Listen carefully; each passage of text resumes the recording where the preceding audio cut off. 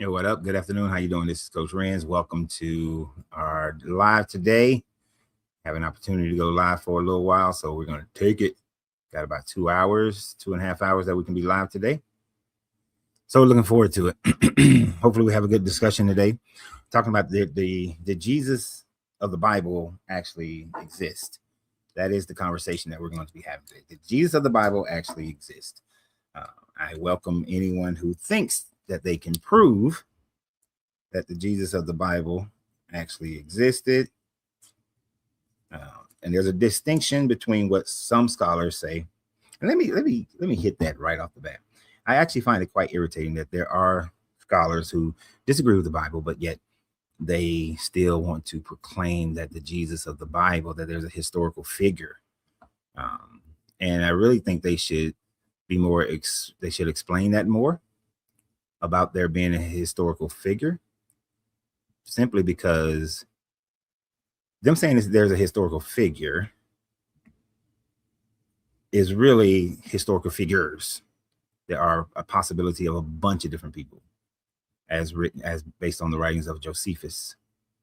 I'm going to put the link out there on TikTok. So we're streaming on YouTube, TikTok, and Facebook. To streaming on all three right now. Oh Lord, we're gonna start the day off with some craziness. If I can get this back to where it was at.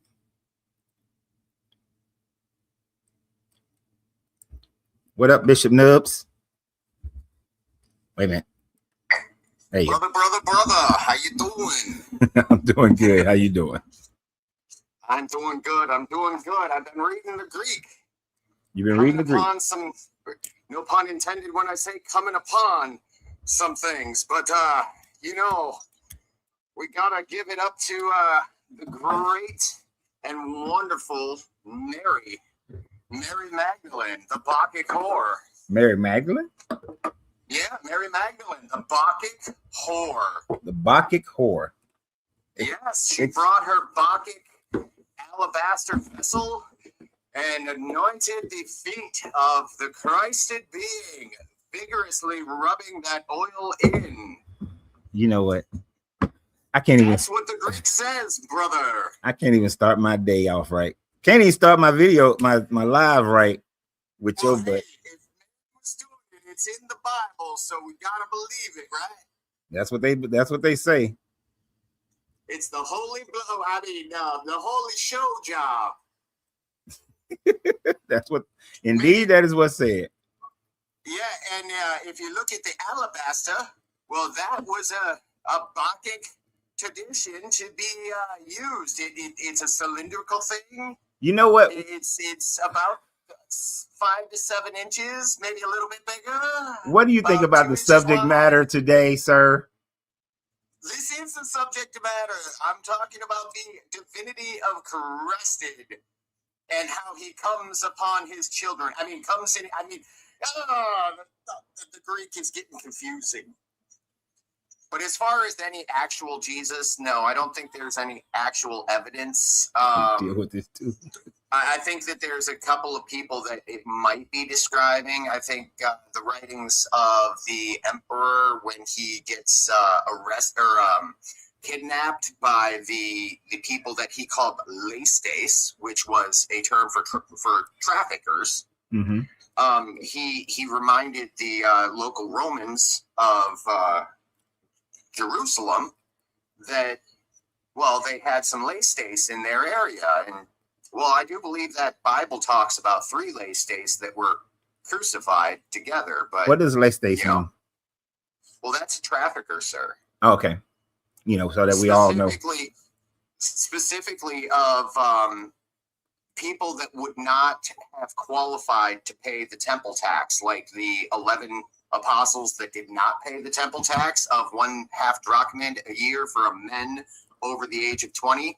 None of those 11 paid. Peter paid and Jesus paid, but he also allegedly paid the mastery tax, right? So we have a little bit of tax because he's a teacher, but who is a teacher teaching other than young men under the age of 20 that aren't paying the tax?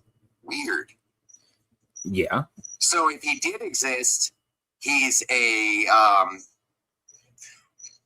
somebody that would belong on said list of other general concepts of today, government list. Anyways, not that kind of list. No, Jesus wouldn't be that kind. That's not why he was arrested with a small young boy in the garden saying, "I'm not a Laistace," as the boy was running away, leaving his Sindon behind in his nakedness. Weird. Yes, that is a weird situation. Very weird. That Bible, it's almost, I'll leave you with this thought. All right. It's not quite 50 Shades of Gray.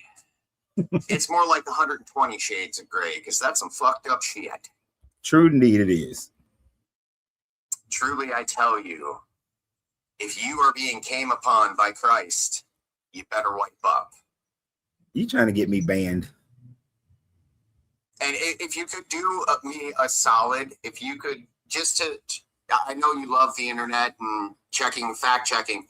If you could check out what an alabaster, like the shape and the context of the alabaster jar that is in question in that, and because it's definitely a Bacchic tradition, the Bacchae, the women of the Bacchae, the whores, and that's why when Jesus was talking and he was saving the whore at the well, Mary Magdalene, he said, "Any of you that have no sin, cast the first stone." What he was really saying is, any of you that have not fucked this woman, you get to throw your first stone, because she was a Bacchic whore, and they all had intercourse with her, or some form. Maybe it was a little bit of blessing from the Bacchic whore.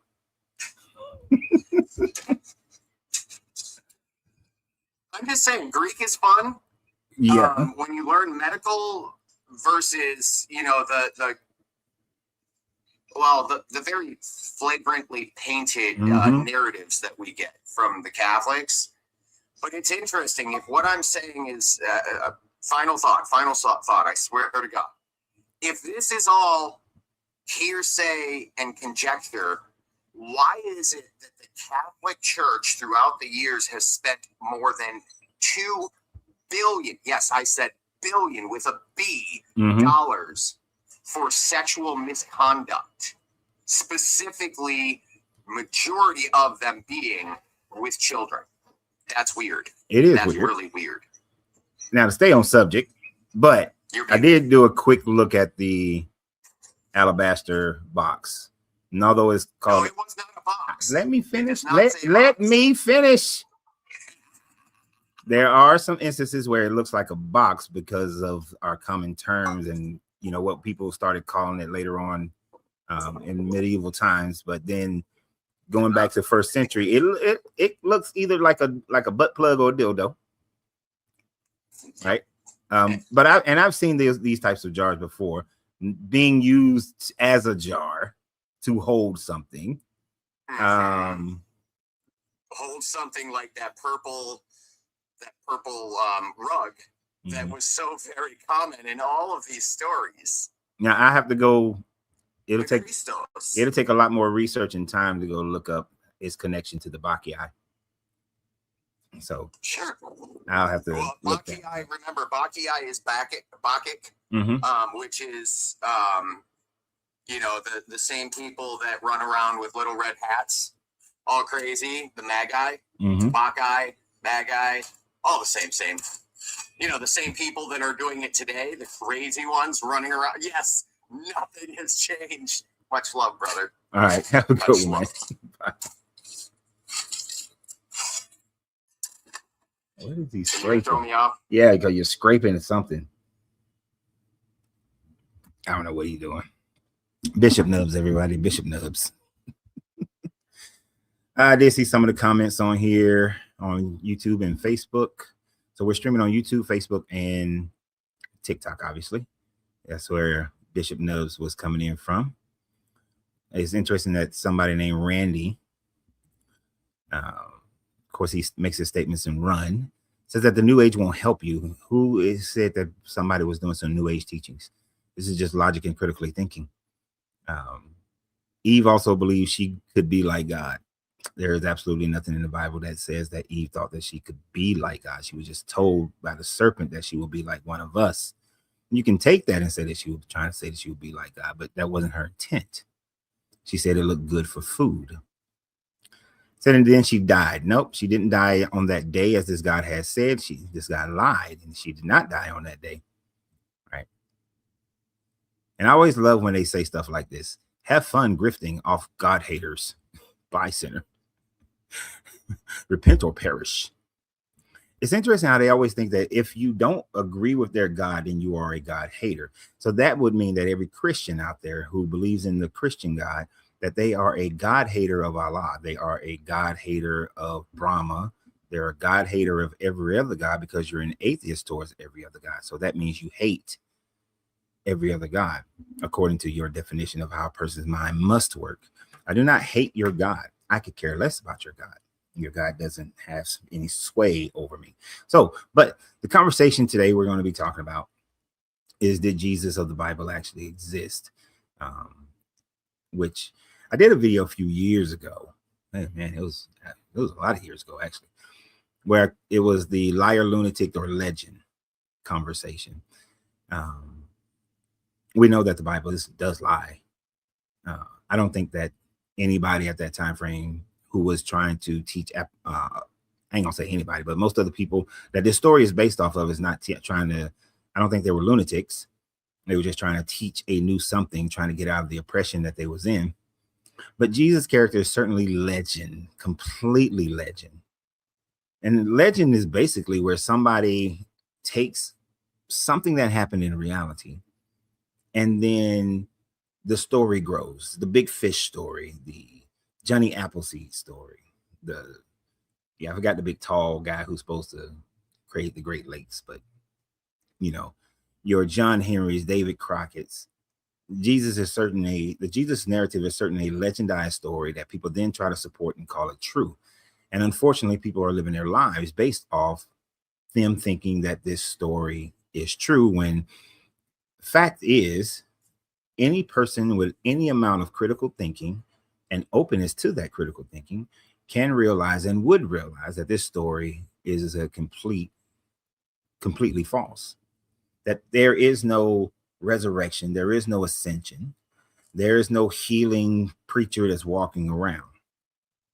So I put up a couple of things on here that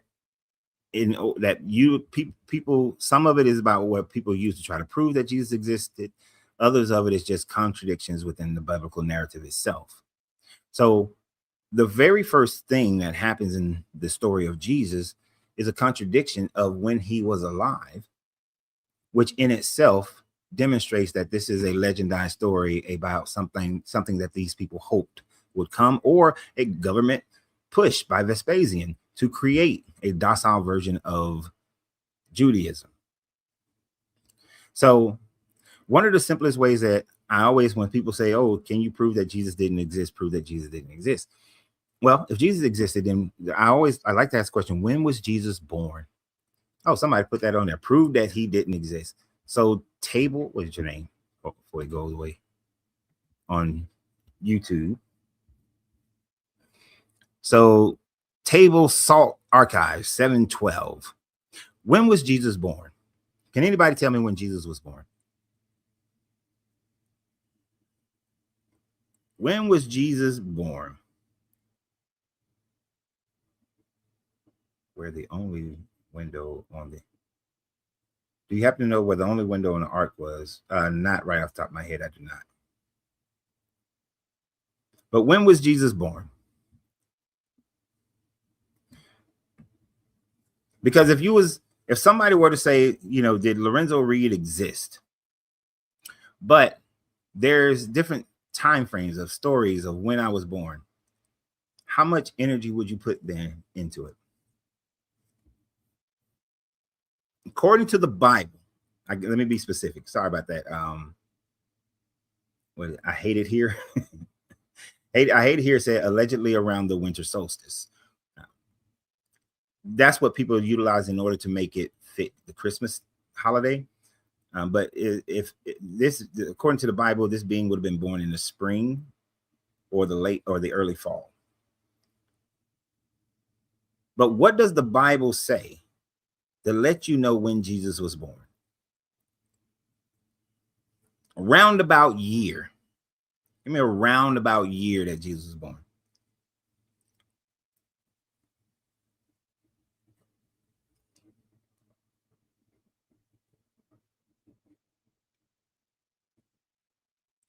I see people going all around the world, but not trying to answer the question.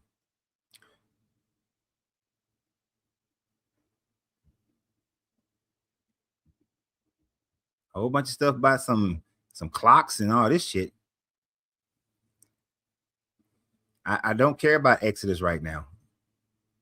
Nobody cares about Exodus.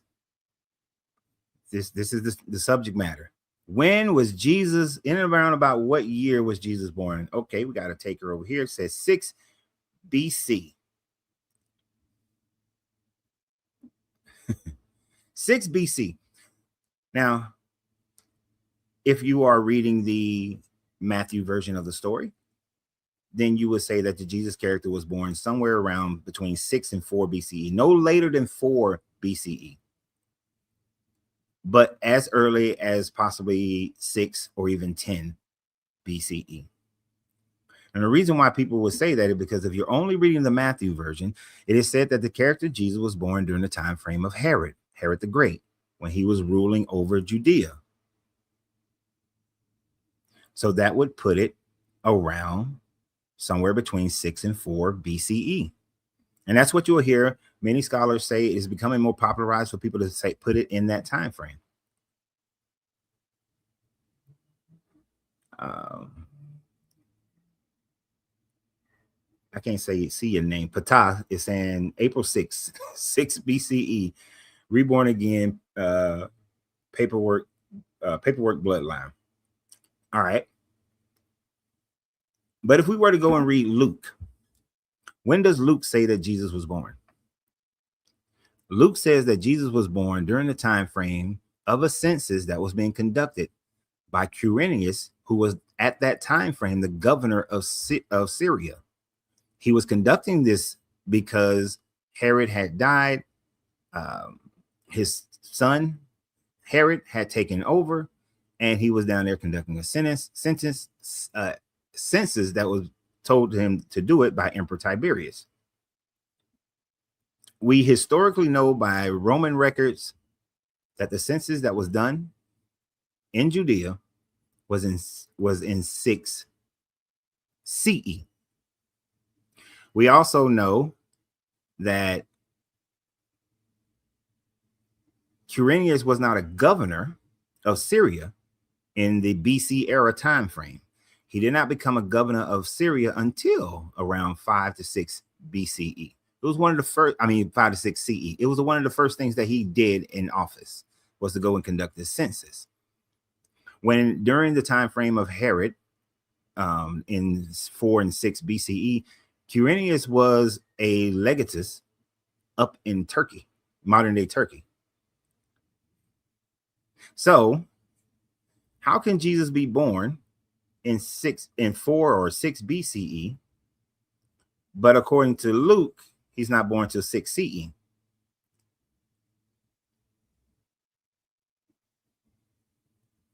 So if they can't even get the time frame that he's born right. We're gonna bring Joseph to the stage.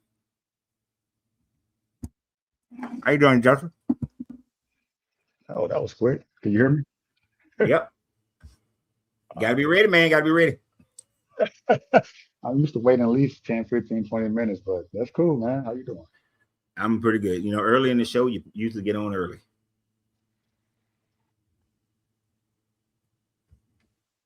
Are you there? Can you hear me? Can hear you now. So, do you think that the Jesus of the Bible is real? A real person? That he existed? I'm sorry, can you repeat it out for a second? Can I do what? Can you repeat that? You faded out for a moment. Oh, so do you think that the Jesus of the Bible is a real? Did he exist? I do. Um, in terms of just historically, aside from the other claims that he was God or he was the Son of Man or Christ and all that, aside from all of that, it's just Mm-hmm. as the man, yes. Um, there's not damning evidence that he existed, because I know you're going to say, well, what is the definitive proof that he existed? Mm-hmm. But to assume that a lot of people who were presumably eyewitnesses of his existence, not just his 12 disciples, if you were to believe they exist, um, don't know why you wouldn't, but okay, they would have to be delusional. Hundreds of other people would have to also be delusional and having witnessed him just being alive, not including his time supposedly after he resurrected, if you were to believe such a thing. So as far as him, like this, just imagine a man who was born during the first century, before all this, mythical, fantastical stuff Uh-huh. about who he is above and beyond, just as a human being. As a human being, it's far more likely that he did exist than he did not. So Um, you would give him like kind of a David Koresh kind of thing. what do you mean by that? I don't know who he is. Oh, you know how you sound like you might be closer to my age, so that's what I was thinking. All right, so David Oh, I'm Koresh. 37. Am I Oh, close? okay. So back in the 90s, I think it was in the 90s. Yeah, I'm sure it was in the 90s.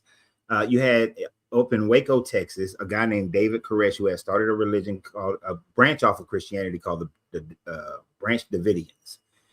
He Okay. claimed that he was the second coming of Jesus, and he convinced a few hundred people to build and live in his compound. He was the only one that could have sex with the wives, with the women, because according to the Bible, everybody is Jesus's bride. Oh my And goodness. Oh my after a while, goodness. the ATF had issues with them from stockpiling guns, and I'm giving you the abridged version. And then they stormed the building. Well, they was getting ready to storm the building, but he set the building on fire, and they all died. These people Ooh, were delusional because they believed that this man was Jesus, right? Um, wow. and most of them died. Now there were some people who left the compound. They left the group when he's on some of his stuff. They was like, "Nah, that's too crazy," and they left. But so that's what I mean by you're putting the Jesus character in a sense where there was a person who was this cult leader, and then when he died, they developed more of the mystical story about it. Is that what you're saying? Um, n-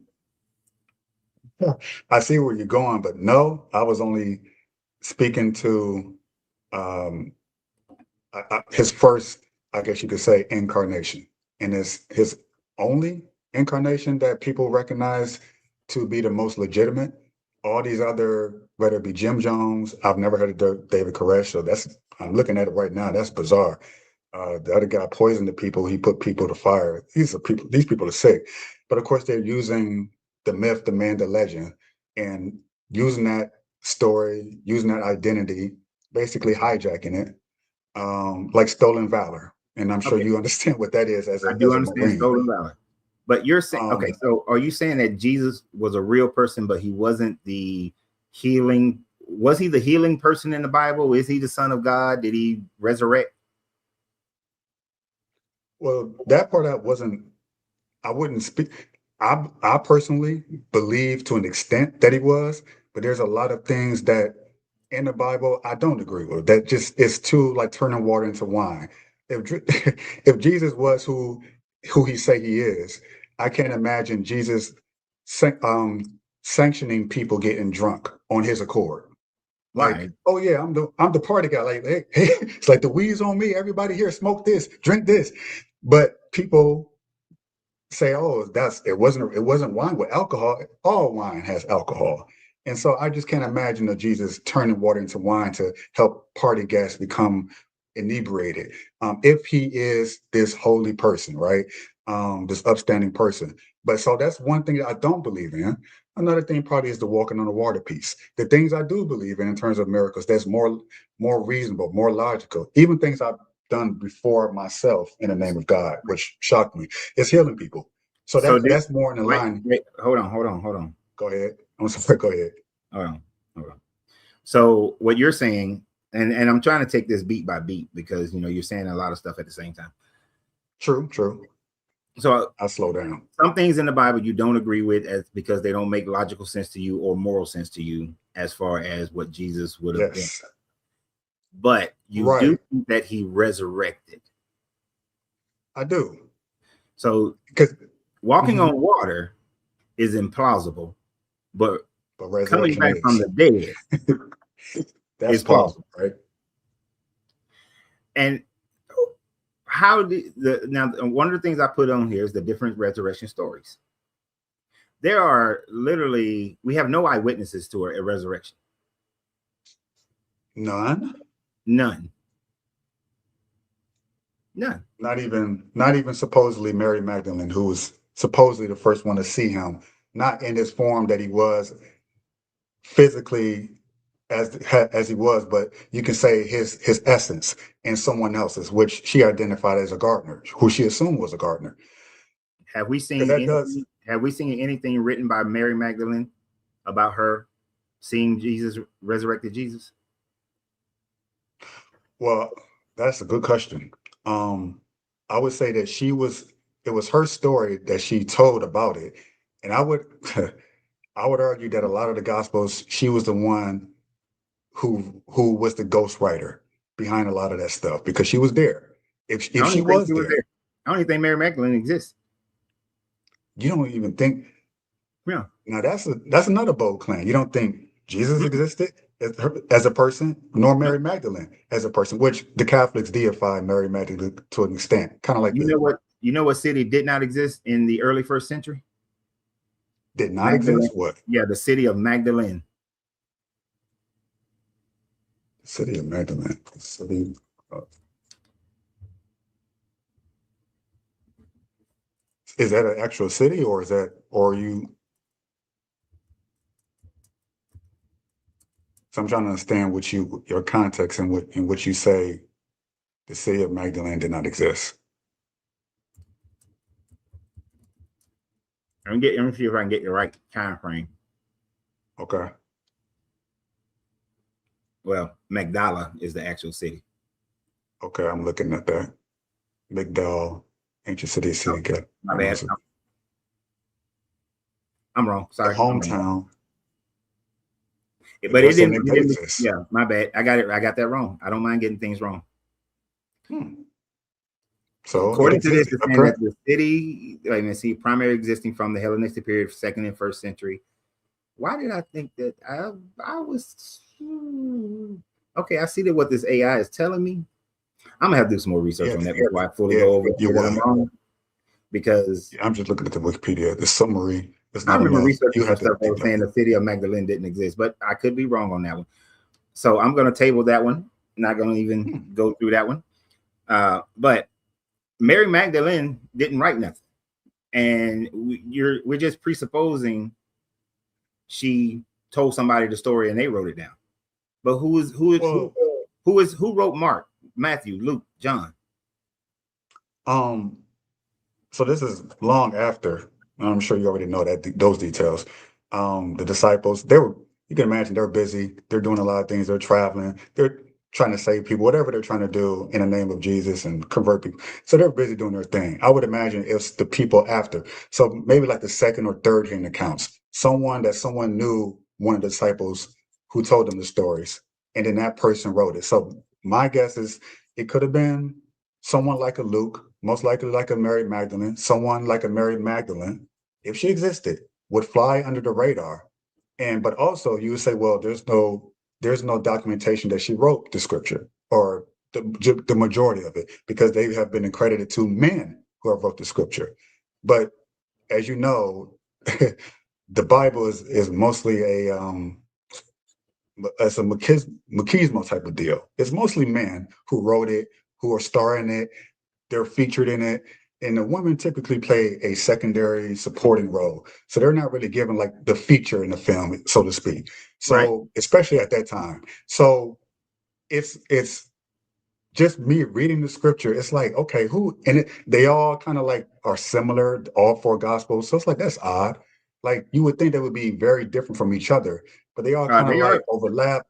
not in They're there's a different. lot of differences within the Bibles, within the Gospels. I mean, but the problem with the Gospels in themselves is that not one of them are written before 70 CE. So what you have is a guy named Paul, whoever is identified as Paul, is writing some letters to these churches, these Christian churches. There is a Christian religion that is running around in the 50s. And Paul is inserting himself in as someone great based on some legendary story of a dude who preached and was killed, right? But the Gospels, which tells you these resurrection stories, are not written until after 70. So they are certainly not written by the so-called people who was walking around with Jesus. They had no names to them until 180, 181, when Irenaeus decided to name them Mark, Luke, Matthew, and John. And Luke says he's not an eyewitness. Mark says he's not an eyewitness. They say they're not eyewitnesses. I agree. Yeah, so, yeah, most of them aren't. Most of them aren't. Not even Paul. I mean, then until she say no one eyewitnessed this resurrection. Paul didn't see it. And when the whole 500 people who claim to have seen Jesus after his death, that's a dude telling Paul that these other people saw it, but yet we don't know who the guy is, and nor do we know who any of the 500 people are. Wait, so when you said there were no eyewitnesses of, so even though I'm agreeing that there wasn't a lot, I'm talking about like soon after he came back, like he dies, something like a couple of days, 1 or 2 weeks within that time frame, he comes back supposedly, and the first person supposedly is Mary, and then after that she goes and tells the disciples. They don't believe her because that's crazy, that's fantastic.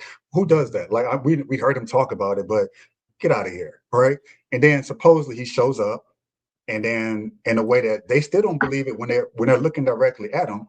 So then, I think you got the doubting Thomas. One of them, Thomas, right? He puts his hand in his he sees it. He said, "I've seen it." The whole okay, this is you're telling us the And then narrative, but you're not telling us how that narrative is true.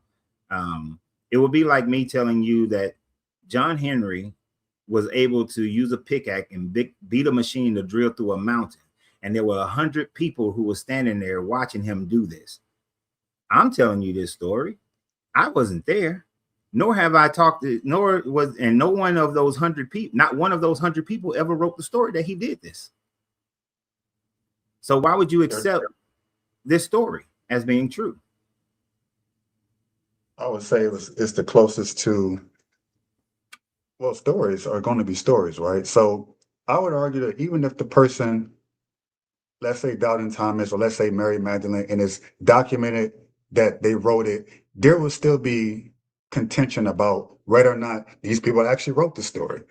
Because so much time has passed, it's 2000 some years, you would say, well, it could have been someone else who said it was true. How do you know it's true? So you kind of have this circular thing where either you are like myself, somewhere down the middle, where, okay, this is most likely true, this is probably not true, based on the character and nature of who a Jesus would be.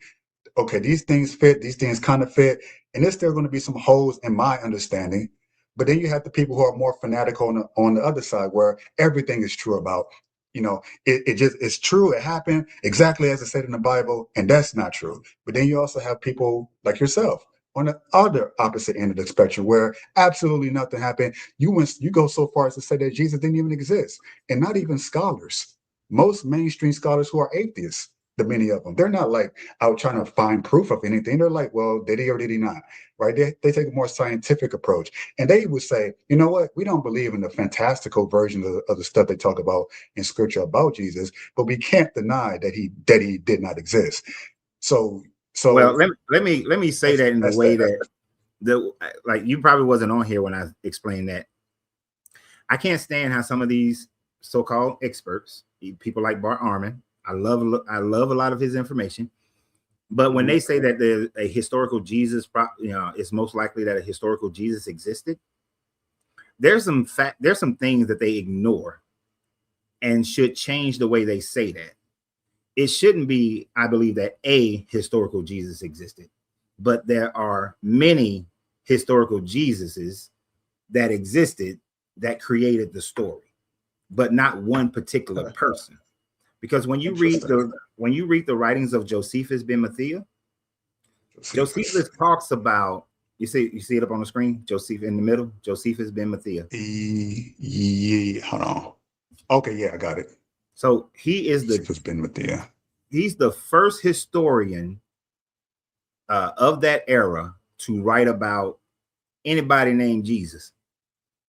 Right now, there's one part that's an interpolation where they added to his story, and it's been identified as a 4th century or even 5th century addition to his story. But he writes about a Jesus who is the son of Damnius. He writes about a Jesus who is the son of Gamal. Both of those Jesuses were high priests. He writes about a Jesus who had a brother named James. He writes about multiple people named Jesus who were in the religious kind of movements. And when you read some of the stories that he wrote about Jesus, you can see a little part over here seems similar to the gospel, like one of them trying to reform the church, and you got another one trying to flipping over some tables. You got one that's being accused of a crime, but it's not by Pontius Pilate, it's by a different governor. But then he's set free. He's not killed. So Josephus writes about a bunch of different Jesuses, and all these scholars, they know this. So for them to say a historical Jesus, to me, is them trying to find a little soft spot to not piss everybody off too far. But I think that the Jesus biblical narrative is a compilation of multiple people, not one person. And it's just little bits and pieces to make the story. I can see how you can make that claim. I would say that my name is Joseph. There are obviously multiple Josephs all over the world, but there's only one me. So my name is Joseph, but there's only one me version of Joseph, if that makes sense. Like no one can be me, even though my name is Joseph, and it's shared with millions of other people around the world. So of course, the name itself had multiple people at the time who were named that. It's almost like anyone, for example, you have Beyonce, crazy example, but let's use Michael B. Jordan. People, you would assume they would make fun of him. Before Michael Jordan became who he was, it was just his standard, typical name. Then you had other people who were named before him, after him, and there's a sort of like this gravitas that comes with the name itself as a result. So now the name has been lifted up into, I guess, the ethos of everyone's consciousness. It's like, Michael Jordan, he's a legend. And if you name your child Michael Jordan, your child might also be a legend. So you have a lot of these people who have been named Jesus at the time, but there was only one Jesus Christ, the one who ascended all things and ascended spiritually. That's a different thing. But that assertion, see, there's where the assertion changes. I like the example. Matter of fact, I'm probably use that example later to say, like, right now in the NBA, there's a bunch of Jalens. You got Jalen Johnson, who plays for my Hawks. You got Jalen Brunson, who plays for the Knicks. You got Jalen Brown, who plays for the Celtics. There's a bunch of Jalens. You got a bunch of repeat names. But the reality is that the story, if I wrote a basketball story and I named that basketball person Jalen, but then I take some attributes from Jalen Brown, some from Jalen Brunson, some from Jalen Johnson, but I make a new creature. And that's what the Jesus of the Bible is, in my explanation. He is a new creature, which is a composite of all these other Jalens who are playing in the NBA. So that makes no sense. It makes complete sense when you read the earliest historical accounts of any priestly people named Yahshua, written by Josephus. He writes about a bunch of different ones, And you can see there are attributes from each one that creates the composite of Jesus, of the Bible. And you name some of those attributes. That would be like me naming different attributes of Michael Jordan. He's confident. He's resilient. He's all these different things. And I'm speaking about one person. And then let's say 100 or let's say 1,000 years from now, someone else reads the same words. And I'm saying he's confident. He's resilient. He's all these different things, assertive. You know, he takes it to the realm. And then you go saying, well, they could be talking about any Michael Jordan. Could it be this Michael Jordan? That no, it's a composite of different Michael Jordans, including the actor Michael Jordan. It's like that. There has to be like you can kind of take that and expand on it many different ways, but we have to assume logically, like, okay, yes, no one disagrees that other Jesuses did not exist at the time, even today. You got Mexicans that call themselves Jesus. So, but you wouldn't say, oh, it could be a composite of Jesus and this person named Jesus. That you wouldn't do that, at least Yes, we logically. would. You wouldn't do that. Let me give you an example of What? how this has been done. You heard of King Arthur, right? Whole Camelot, Guinevere, Lancelot, all them. Right. So King Arthur never existed. Right. But historically, King Arthur is a composite, and the whole Camelot and all that is a composite of a bunch of different feudal lords, possible a few kings, who lived on the British Isles and the Netherlands, and they composited them all together to create Camelot, create King Arthur, create Lancelot, and the whole damn story with Merlin and all this other stuff. But there was never actually one particular king who was King Arthur, and then they added everybody else into him. So we've seen that before. True. And for hundreds of years, people believe that King Arthur existed. There are even some people out right now, some are trying to prove that Charlemagne never actually existed, and he's just a composite king as well. Now, I don't really get into Charlemagne, so I haven't been following that research, but I used to be all into King Arthur because I wanted to be Merlin. Like, Merlin is the reason why I was following King Arthur. I like Merlin. That was my favorite character. I thought the rest of them was kind of but it was somewhat devastating when I came to the realization that King Arthur actually never existed. This is all made up based on composites, and the Jesus narrative is the same. It's based why would it? You know what? I like that you went there because you're right. We got movies today. They can't. They're telling. Let's say they tell a life story, someone's biographical account. It's going to be a composite of different people saying one character. Like, you know, they can't use this person's likeness, so they kind of have to make up a name. But you kind of understand who they're talking about or the different people involved. They can't have 10 different characters, so they have to take the 10 different characters and their stories and merge it into the one name that you identify with as the main character. I understand, you're right, because we do that in our modern day movies.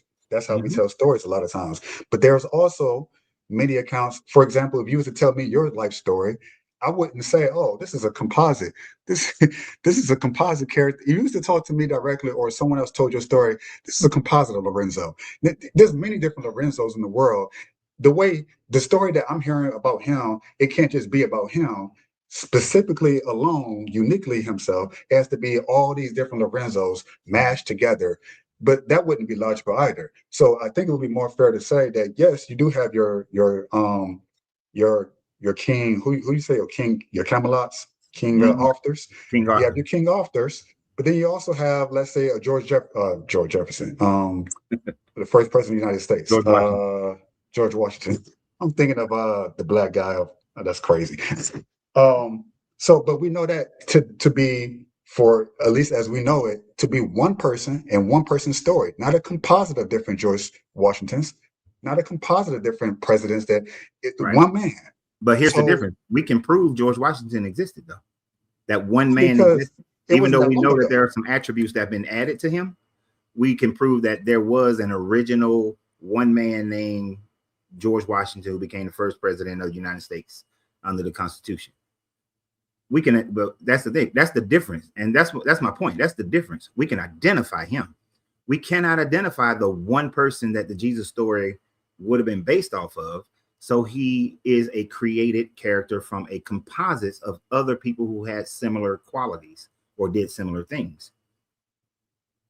would it would it be fair to say that, okay, let me see, because I know that the people supposedly who were the eyewitnesses of who experienced him in some way, shape, and form, Hmm. their perspective of him, you can say, well, that's okay. They're saying they see this version of, for example, your wife sees a different version of Lorenzo. Your kids see a different version of Lorenzo. Your friends see a different version of Lorenzo. And if they were all to come together and say, well, this is my experience with him, this is my experience, and put it all in one story, you'd have people who had never experienced the side that your friends did, that your wife did, that your kids did, and say, well, this is probably not even a real Lorenzo. But is it not possible that all these people's different perspective of him, be it right or wrong, however way they experienced him firsthand, that that would be, we just have to kind of take it as that's just what it is. They experienced that. And this is who they say this person is when they met him. So you have to kind of take their word for it. You can't or just completely say, But bullshit. We don't, it see, doesn't that mean would be anything. presupposing that the people, that the Bible is written by eyewitnesses, and we know for a fact that the Bible is not written by any eyewitness. You see, your example of utilizing me would be people who actually witnessed me and was with me, and they wrote about me or told stories about me. That's one thing. You can prove that those people existed. You can prove that those people were with me. Fine. Then you're going to have different opinions still. I get it. But we don't have any of that for a person named Yeshua who was leading these people in a different form of Judaism. We simply don't have I would agree. You're right. There are no people who, other than, and you already said this is, that's not proven. Other than Mary Magdalene, and my suspicion that she was the one behind most of the gospels, not the epistles, but just the gospels, in it. terms of the main story. Where did they get that from 70 some years after he passed away or I mean, was killed I've or heard whatever? that. I've heard that theory before. Back in the day, but there's Mhm. just simply no Not enough evidence. evidence, right? Yeah, that's just the opinion of the culture. We'll say, the opinion is the culture was very masculine at the time frame, Yeah, and because of that, a woman was looked down upon. They absolutely. would not have accepted her writings or anything of that sort. But since she seems to be a very influential person within the story, and especially if you read the Gnostic versions of the story, Yeah, those then are interesting. that's kind of like where that thought process comes from.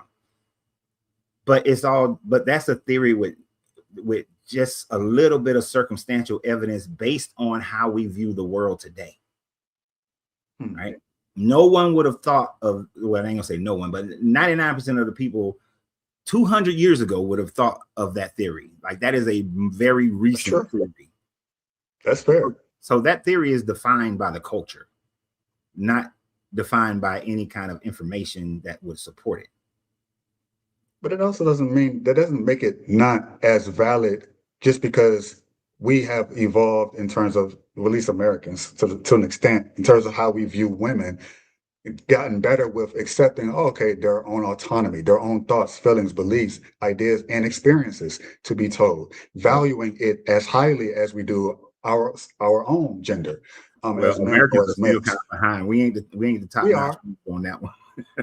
We are very behind, but we've come far enough to at least we can even ponder, like, wait, well, maybe a woman, nah, maybe she did. Like, we got to that point. So before, you're right, there was never even a question. Like, there's no way possible that a woman would have had a hand in writing any of this. It was absolutely men 100%. I mean, so like, Yeah, I and mean, we're still, it's most likely that the Gospel of Mary Magdalene was actually written by a man as well, which is I don't know if you read that's any of the interesting. Gnostics. I don't know. Have you ever read any of the Gnostic books? I have, but it's been a while, and they personally are my favorite of all the gospels. The Gnostic gospels are more like, Mm. it's So more that, spiritual, it's deeper, it's more like, a lot of people reject it because it's not canon, but it's like, man, this just makes, it helps put a lot of other things that's in a canon into perspective. Like, it gives you more detail that you feel like if something's missing. Those Gnostic, those extra bits, it's like, why would they take this out? This seems really interesting and enlightening. So I feel like it kind of like fills in a lot of the blanks. Not No, everything, I'm with you. but I understand that. I went through that part of my deconstruction. I went into the whole Gnostic thing. Now I don't use the term they took it out because it was never part of a canon. Like the Gnostic writings were never part of the canon, so it wasn't something they took out. It's just something that was never accepted by what would become Christianity and what would become the core canon of Christianity. But needless to say, I understand now. I understand more of where your perspective is coming from. Reading since you're reading that, actually, I did a whole breakdown of the Gospel of Thomas. You have to go like way back through some lives to find that. And actually, that one is in a series. That's grouped together in one series on YouTube. As a matter of fact, little shameless promotion there. So, but the fact still remains, and this is my hang up on it, is that when we look at the story of Jesus, we got contradictions in his birth of when he was born. Is one, even if it was based on one person, they can't even get the fact of when he was born right. Was he born in 6 BCE, 4 BCE, or 6 CE? It can't be based on one person if they can't even, we don't even know when he was born. We got we got a 12 to 10 year difference in his birth narrative. We don't know where he grew up. Did he grow up, according to Luke, he went straight back to Nazareth in Galilee? According to Matthew, he went down to Egypt. We don't know. You got two conflicting stories. Both could be both true. People travel. Both of those can't be true because both are happening at the same time, so they both can't be true. Well, if you're talking about like just like him being born, and they talk about the 3 wise men and giving them the parents a warning, so he's here, I think somewhere like in Bethlehem in that area, and then they have to they get news of, oh crap, we should probably, Herod is looking for this person. He wants blood. He's trying to stop this person from becoming the new king because he's afraid of the so-called prophecy. So then you have to imagine he's born, this Jesus child, and they're taking him and moving him someplace else. So technically he's born in, say, as an example, Bethlehem, but now they have to flee. So they're going to Egypt within probably his first 2 or 3 months of life. So you can say, well, they can't get it right. Was he born in Bethlehem? Was he born in Egypt? Was he born here? Was he born there? He was born in, he's going to be traveling. Born in Bethlehem. Both stories say he was born in Bethlehem. It is what happens after. According to Matthew, he gets the warning. They move to Egypt. They stay in Egypt until Herod dies. Okay, that was about right. All right. According to Luke, he's born after Herod is already dead. And then after the time frame for Jesus to be considered clean and for Mary to be considered clean, then they go to Jerusalem, they do their sacrifice, and then they go back to Galilee. And for the next 12 years, they go back to Jerusalem every year for the Passover. Right. So he could not have spent his first 12 years in Galilee going back and forth to Jerusalem if he was in Egypt until Herod died. You see what I'm saying? Right. So you said, just to be clear real quick, you said Luke said that Herod had died and then before Jesus was born. Is that what you're saying, or did I mix that up? No. That's what Luke says. That's what Luke says. Yep. That's insane. No, so that's obviously well. Oh, well, you're saying that. I mean, it's either he was born when Herod was around, the 3 wise men, the whole story, and then he's looking to get blood, or Herod died and then all these things happen. However, see, this is why the God, man, I get it. I totally get why people are like, man, the Bible doesn't know what it wants to do. At one moment, it's saying that, Jesus was here when Herod was around. Now they're saying that you have one whole gospel saying the opposite of that. So now you can't, that doesn't make any sense. So I had to go and dig a little deeper and found that they have historical evidence of a Herod existing. You do, or do you believe that Herod is an amalgamation of characters too? Do you not think that he existed? Just okay. King Herod, he existed. Herod Antipas, he existed. Okay.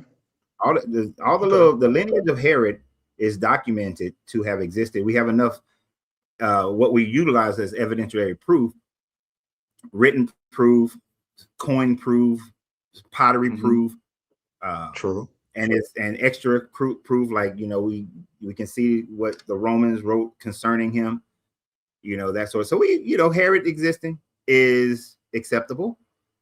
Okay. Fair. So no, there's no problem with that. But, so one of the things you have to look at, so like Luke chapter 2 says, in the days, in those days, a decree went out from Caesar Augustus that all the world should be registered. This was the first registration that was taken while Quirinius was governor of Syria. Quirinius didn't become governor, he didn't become governor of Syria until 6 CE. CE, okay. So, and Herod died no later than 4 BCE. So which story do you think is most likely acceptable or most likely to have happened if Jesus existed? That Herod was trying to stop Jesus in his tracks, or that he died and then that whole story, that whole narrative is basically dead in the water? Okay, so the whole narrative is dead in the water, but if I had to pick one that sounds more reasonable but still got problems within itself, would be the Luke version of the story. You see, because we can prove some of the things in the Luke version of the story actually happened. Like a census was done in Judea because Herod Archelaus had, I think, is it Herod Archelaus or Herod Antipas? I think it's, but we know that one of the Herod's first successor, which I think is Archelaus, we can see that there was a Roman decree that went out to do a census only in Judea, though. We know that happened in 6 CE. We know Quirinius was governor of Syria in 6 CE. So we know those things happened. The stuff about Herod in Matthew says that Herod committed this infanticide in Galilee, in Bethlehem and the surrounding towns of Bethlehem, but there's zero evidence that ever happened, that a decree ever went out. So there's more false information in the Matthew story than there is in the Luke story. I saw something a little bit more different as far as archaeological evidence of people who dug up the bones and associated it to like trauma, death blows, stabbings, that type of deal in that area at that period of time. And it's like, okay, well, they're kind of like 1 + 1 = 2. No babies, though. When I know some of the archaeology that you're talking about, those were adults. None of those death blows, those killings were done to children under the age of 3. So none of that happened. So he was targeting. Well, I had to double check that, because I maybe I overlooked it, possibly, but I had to go back and do my own study on that, just out of curiosity. Like, okay, well, let me double back on this and see, did they find any evidence of children, well, be under 3? You're right, because he's born. I know he's born. Let me go ahead and nip this in the bud and get rid of all of them, because he could be, and I know he's born here. So let me go ahead and go to the city, pillage it, and destroy it, and kill everyone involved. But you saying that there were no infants or any children under the age of 3 that had been found, I don't even know. But I'm taking your word for it for now, because you're very intelligent. And then it would have to be more than, like, and let's say you found 1, but you would have to find more than 1 to say that an infanticide happened. Because in a village, Bethlehem, most archaeologists place that the city of Bethlehem was probably somewhere around 300 to 500 people at that time frame. That would give you probably about 50 to 60 kids who are under the age of 3. So what they're looking for is either a mass graves or a bunch of graves that are all in the 1st century, at the end of the 1st century BCE, that they fit that timeline, and then they have this murder attached to them, the cutting of bones and that sort of thing. So the evidence will have to be conclusive in that nature, because we can go to like Jerusalem. There's a 7th century, I think it's 7th or 8th century. No, it's like an 8th or 9th century temple ancient temple that has some dead baby bodies, right? Mm-hmm. And this is why most archaeologists who are not apologists say that during that time frame, Northern Israelites practiced child sacrifice, right? True, unfortunately. But we don't see that later on after the time frame of Josiah. You don't see that sort of thing. So that's why you would need to have something like that in order to prove the Matthew story of Herod committing this, this heinous atrocity. Mm. And then, of course, there are no records of it. No, like written records, no tablets. There's nothing written on the walls. There's nothing, no pottery that shows it. There's nothing. It's just in the biblical story. That's it. On one hand, you said it was just a biblical story. On the other hand, said that it did happen. It's just there's not enough evidence to show that it was infanticide. So which one is it? I mean, either it did happen or it didn't. Say that again. It didn't happen because there's no evidence that shows that it happened. I thought you said that. No, I was saying that. Okay, so Jesus, the Matthew story places it at the end of the 1st century BCE.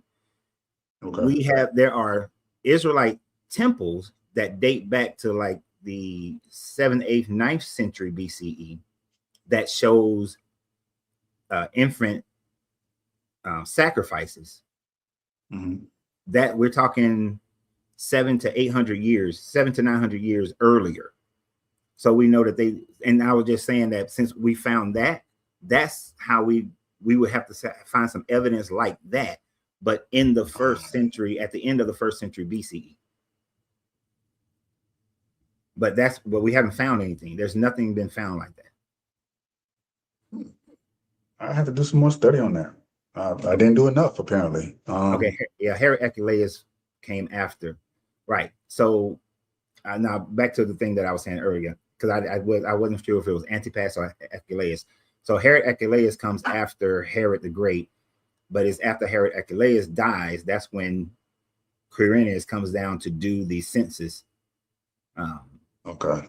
In Judea, which even throws off some of the narrative of Matthew, because Matthew says that after Herod the Great had died, that's when Mary, Joseph, and the baby Jesus came back. And what it says, they came back, they saw that Herod Archelaus was ruling over Judea, and so they went to Galilee, into the town of Nazareth. Right. So Jesus is alive during the whole rulership of Herod Archelaus. But according to Luke, he's not even born until even after Archelaus' reign is over. That to me is that's a much more, I know you believe that to be most likely true, but that to me is a much more wilder claim. To me, well, what about the Roman, that he wasn't born until after the Roman census was done? That's a wilder claim than an infanticide that we don't see any evidence of. Well, but there is evidence that Herod did went into Bethlehem and the town of 500 people looking for something. What evidence? Say, or he just went in there or he just went into this random town in Bethlehem and just killed people randomly without rhyme or reason. Where's the evidence? What evidence? Well, it was I did mention some of the archaeological bones there, and of course there's also the hard evidence that I can't even give you that. I had to go there myself, I guess, and grab it and show it to you and say, okay, this is a baby bone or something like that, or this is a stab wound. I can't do that. I can only point you to the resources I saw, and then I'm gonna do more research on top of that. Not to make it ironclad, to make it so I can prove someone wrong, but so I can because I want the truth as much as you do. I'm just curious. Okay. Well, I just looked it up real quick, and it says that there is no direct archaeological or non-biblical historical proof, such as contemporary documents that confirm that Herod the Great ordered the slaughter of infants in Bethlehem. Primary accounts come from the Gospel of Matthew, written decades after the event. While Herod was notorious for extreme paranoia and killing family members, historians debate over the event's historicity. So I don't Listen, know. there's a lot of stuff that this stuff that happened in Vietnam that I just found out that happened almost 50 years ago in terms of that one incident where they went in the killing fields and what US soldiers did. I was like, that actually happened? So there's a lot of stuff that gets covered up. And this is modern times. And I'm learning about this. I'm like, how is that? That was never reported. And they just now came out with this story because they wanted to protect certain people in charge, the powers that be. And then it took 60 something years for these people to get on camera and say, yeah, I participated in that. I regret having taken place and off all those Vietnamese. And, that was a terrible day in history. I forgot the exact term that they used for the massacre, but it happened. But I would have never known it happened because they did a massive cover up. So there's going to be a lot of that too. If you're doing something like, all right, let's get rid of this, keep it on Now, the okay, radar. okay, but you got to put this in the time frame of the culture at that time frame. I understand what you're saying about as far as the United States military going into Vietnam. Hell, I ain't even got to go that far back. I can just look at the time frame that I was in the military. But you're talking about the big dog trying to cover up something that the big dog did. Herod was not a big dog. Herod was he was a puppet king of Rome in an area that Rome considered a backwater area and considered even the puppet Herod and all his people as peasants. So Rome, the culture of Rome, and this is how a lot of my deconstruction came about as well. The culture of Rome wouldn't need to cover nothing up from Herod. As a matter of fact, they would have publicized what Herod was doing just so that they can so they have even more of a justification to get rid of him. And there's evidence of the Roman culture doing that. When you look at Pontius Pilate, Pontius Pilate was called away from Judea because the emperor was like, you are too damn cruel in how you're handling the people in Judea, and they was going to kill him, right? Yeah. So Pilate had left. Now, and then, but the emperor died, but Pilate still wound up being put on war crimes, and he was killed anyway.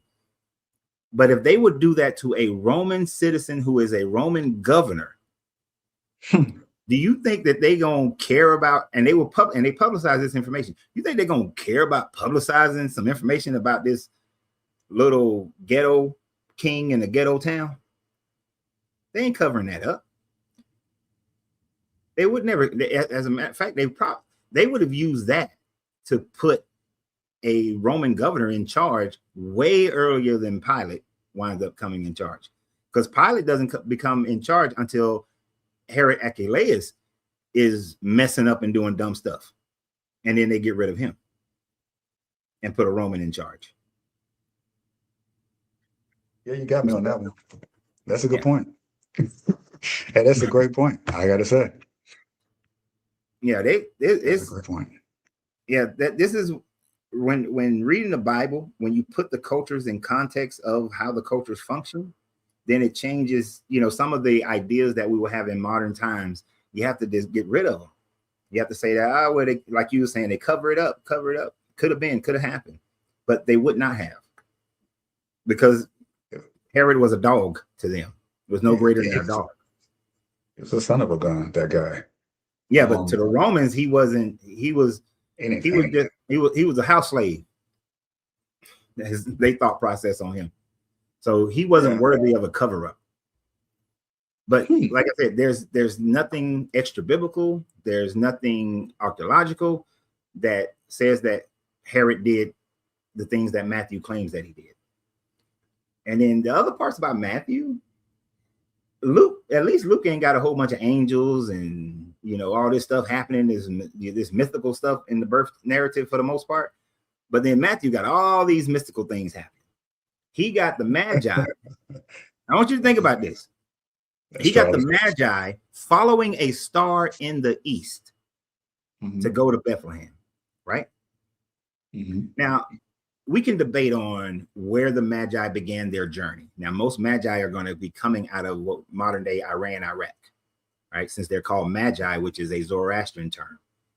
And so most Magi would have been in that area. But let's just say, interesting, that they came from Egypt or somewhere. But to get to Jerusalem from Egypt, you're going northeast, not east. If you were in Iran, Iraq, you're going west, not east.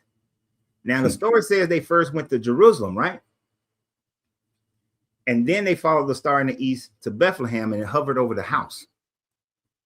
Bethlehem is south of Jerusalem, slightly southeast, but mostly south of Jerusalem. So how can you follow a star in the east, but at no time frame are you really going east? You're going southeast or possibly northeast, and then how does a star hover above a house?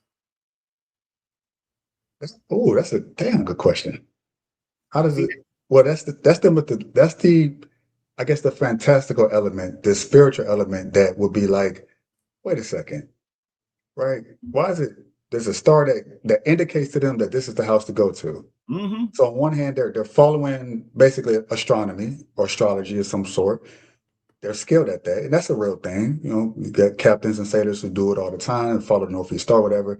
So that's not outside of the ordinary. People used to be able to do that competently in order to find their way around the ancient world, I would imagine.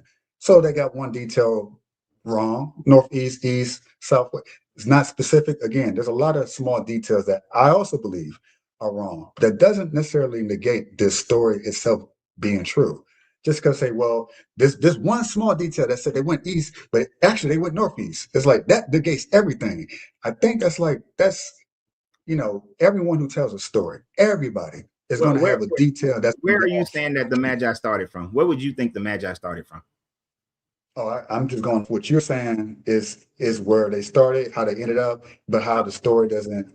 But I can't give you any detail off the top of my head based off information I don't have at the moment. I'm just going off what you're saying. Purely on if it was purely on what most logically, they would have been coming out of Iran, Iraq, right?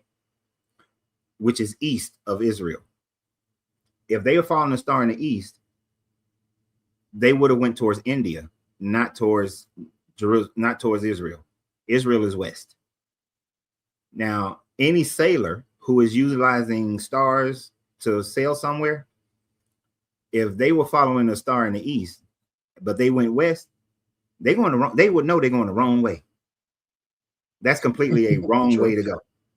So, and because, like I said, Magi's come from the Zoroastrian teachings, so they would have been going west. Now, so that whole star in the east thing is like, okay, how are you following this star in the east? Now the Zoroastrian do have a story in the Zoroastrian religion about a star in the east being the coming of a new king, right? And I think that story was adopted into the Jesus narrative. I don't think it actually happened because it doesn't make sense, the fact that they're following a star in the east. So that completely, that one detail alone, you say, well, that alone completely throws everything else about the narrative of the Magi's and the astrologers and it's all this star. All this stuff. When I put it all together, all this stuff just destroys the story. There are some big things, there are some small things. But when you take all of them together, it turns it into a hell no thing. Because it turns it all into a hell no kind of thing. Because you can't have this many discrepancies in the story and then expect, well, they do expect, but there's not going to be this many discrepancies in the story, and I'm going to then say, okay, this story is true. Because if you continuously make up excuses for stuff, then you're just no integrity. Right. I was going to use a different word, but yeah, that works. That's a nicer way of putting it. Now I'll use your way. No, what was you going to say? I thought that was a pretty harsh way, but that's delusional.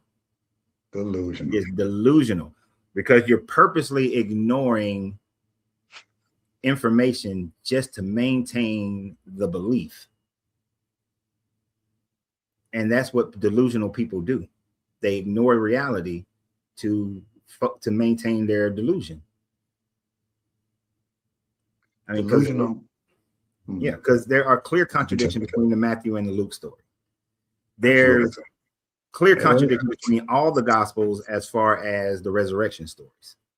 There's zero people in the first century, not one first century historian or writer wrote about Jesus or this movement of Christians. Well, let me not say this movement of Christians. There were those who wrote about the movement of Christians, but there was none that wrote about this Jesus guy walking around performing all these miracles. That none comment, as none is, I mean, at least from the accounts that I've read, I know that Pontius Pilate account, they say that could have been true, that might not be true. There's a The whole lot Pilate- of could have been, could not The have Pilate been. letter, you talking about the Pilate letters? That's one aspect, but they're saying that it's probably Because the most Pilate likely letters have been wasn't determined to written. be a forgery. See, that's what I'm saying. People can point to, there's some things in the scripture and in the gospels that could be a forgery. There's a lot of dispute even within the sects of Christianity, as you know. All the divisions is there for a reason. It's because they all believe one one aspect of the story more than the others. Oh, are you supposed to baptize them in the Father name and the Holy Ghost, or is it just in Jesus' name? You have a literal whole denomination based off Baptist versus Kojic versus, and they all have disagreements amongst each. So infighting, there's a lot of infighting going on within. So there's a lot of dispute there. You would say, oh, it's all delusional. I would simply say that it's all human, and that when we're telling stories, But no one is going to. some of it is not. Some of it is not delusions. I mean, there are some things we just know that they are just facts. We don't have the cultural issues that they had during the time frame of Rome. We have our own cultural issues, but some things that we find in archaeology, facts are just facts. Like the Pilate letters are proven to be forgeries. We know that now we do know that Pilate existed, but we don't know. And we know Pilate was, and we know he was cruel. We know that. But was he cruel enough to crucify a Christ? That's an interesting question. Yeah. Well, see, he would not have thought of him as a Christ. That's the first thing. And but he would say they call you the Christ. Pilate crucified a bunch of people, and he crucified multiple religious leaders. Those who was cropping themselves up to be the new leader of the Jewish people. He would crucify, he crucified many of them. Right. So that's true. It was his day job. I mean, that's why the Roman government was like, "Nah, dog, you got to go." But also, so you believe that the Romans and Pilate specifically targeted Jesus, and they was the ones who agreed and wanted Jesus to be annihilated, so to speak. That it wasn't. I don't think they targeted. It wasn't a targeting of a Jesus. It was a targeting of anyone who they thought was some power, authority, was trying to be a king, participating in some form of sedition, trying to take over the government, trying to get the people riled up so that they would revolt against the Roman government. Nero talks a lot about how the Jewish revolts happening throughout the Roman Empire, especially in Judea, was a major problem for the Roman government, especially with that being a major trade route. And so that's why he called Vespasian in to shut down the Jewish revolts. Vespasian and his son Titus came in to shut down the Jewish revolts. So the Jewish uprising were a problem because of their religious beliefs. And these Messiah types, there were a bunch of Messiah types. They were even more of a problem because they saw them as people who were trying to take over the government or trying to create another Maccabean revolt. So they weren't targeting this particular Jesus. They were targeting anybody who wasn't playing ball with the Romans, who posed a greater threat. So, I mean, I read the accounts of supposedly Pontius talking to Jesus and finding it curious, as violent as Pontius was, thinking it was very odd how even this man, assuming the account is true, this is an assumption, that even Pontius is like, well, why the hell they want to kill you? Like, if he didn't feel like Jesus himself posed a threat, he's like, they call you the King of Jews. Is this true? What do you say? He said, no, like, that's not my impression of you. You seem like this peaceful, gentle, like, why do they want to get rid of you? I don't know, but they really want, And I feel like he kind of kowtowed to the Jews who wanted him gone. Because if he didn't do it, then as you said, they would have revolted. Because it's like, well, they've been doing it. They've been trying to. They don't like having. No one likes having a ruler over them in their own country. They want to be their own, have their own government like Israel's today. But except at the time, it was governed by another entity. Let's say a United States over Israel, right? Not their own autonomy. So yeah, I can see how Pontius was like, nah. Nah, of all the people I might have killed, who I felt was an actual possible threat to my governance. But I don't get it. It's something. Well, It was something different about this amalgamation character that you say was Jesus, that was just like so unique that it gave Pontius Pilate pause and say, wait a second, I don't want to do this. nah. If they're calling for your blood. So it's not Jesus being such a good guy that Pontius Pilate is written that way. So when He was you innocent. so when you research, no, I ain't gonna say he's innocent, but when you research literary archaeology, what you have to understand is the style of Roman acceptance of literature. Roman citizens aren't going to accept a style of literature that paints the Romans as a totally bad. They want the Romans to look authoritative, but they want the Romans to also, so they don't like the Romans being the villain, but they want the Romans to still be authoritative. So when they wrote, so when this part is being written, and mind you, all of this part is being written after long after Jesus is being written, when Rome done came in and cracked Jerusalem over the head.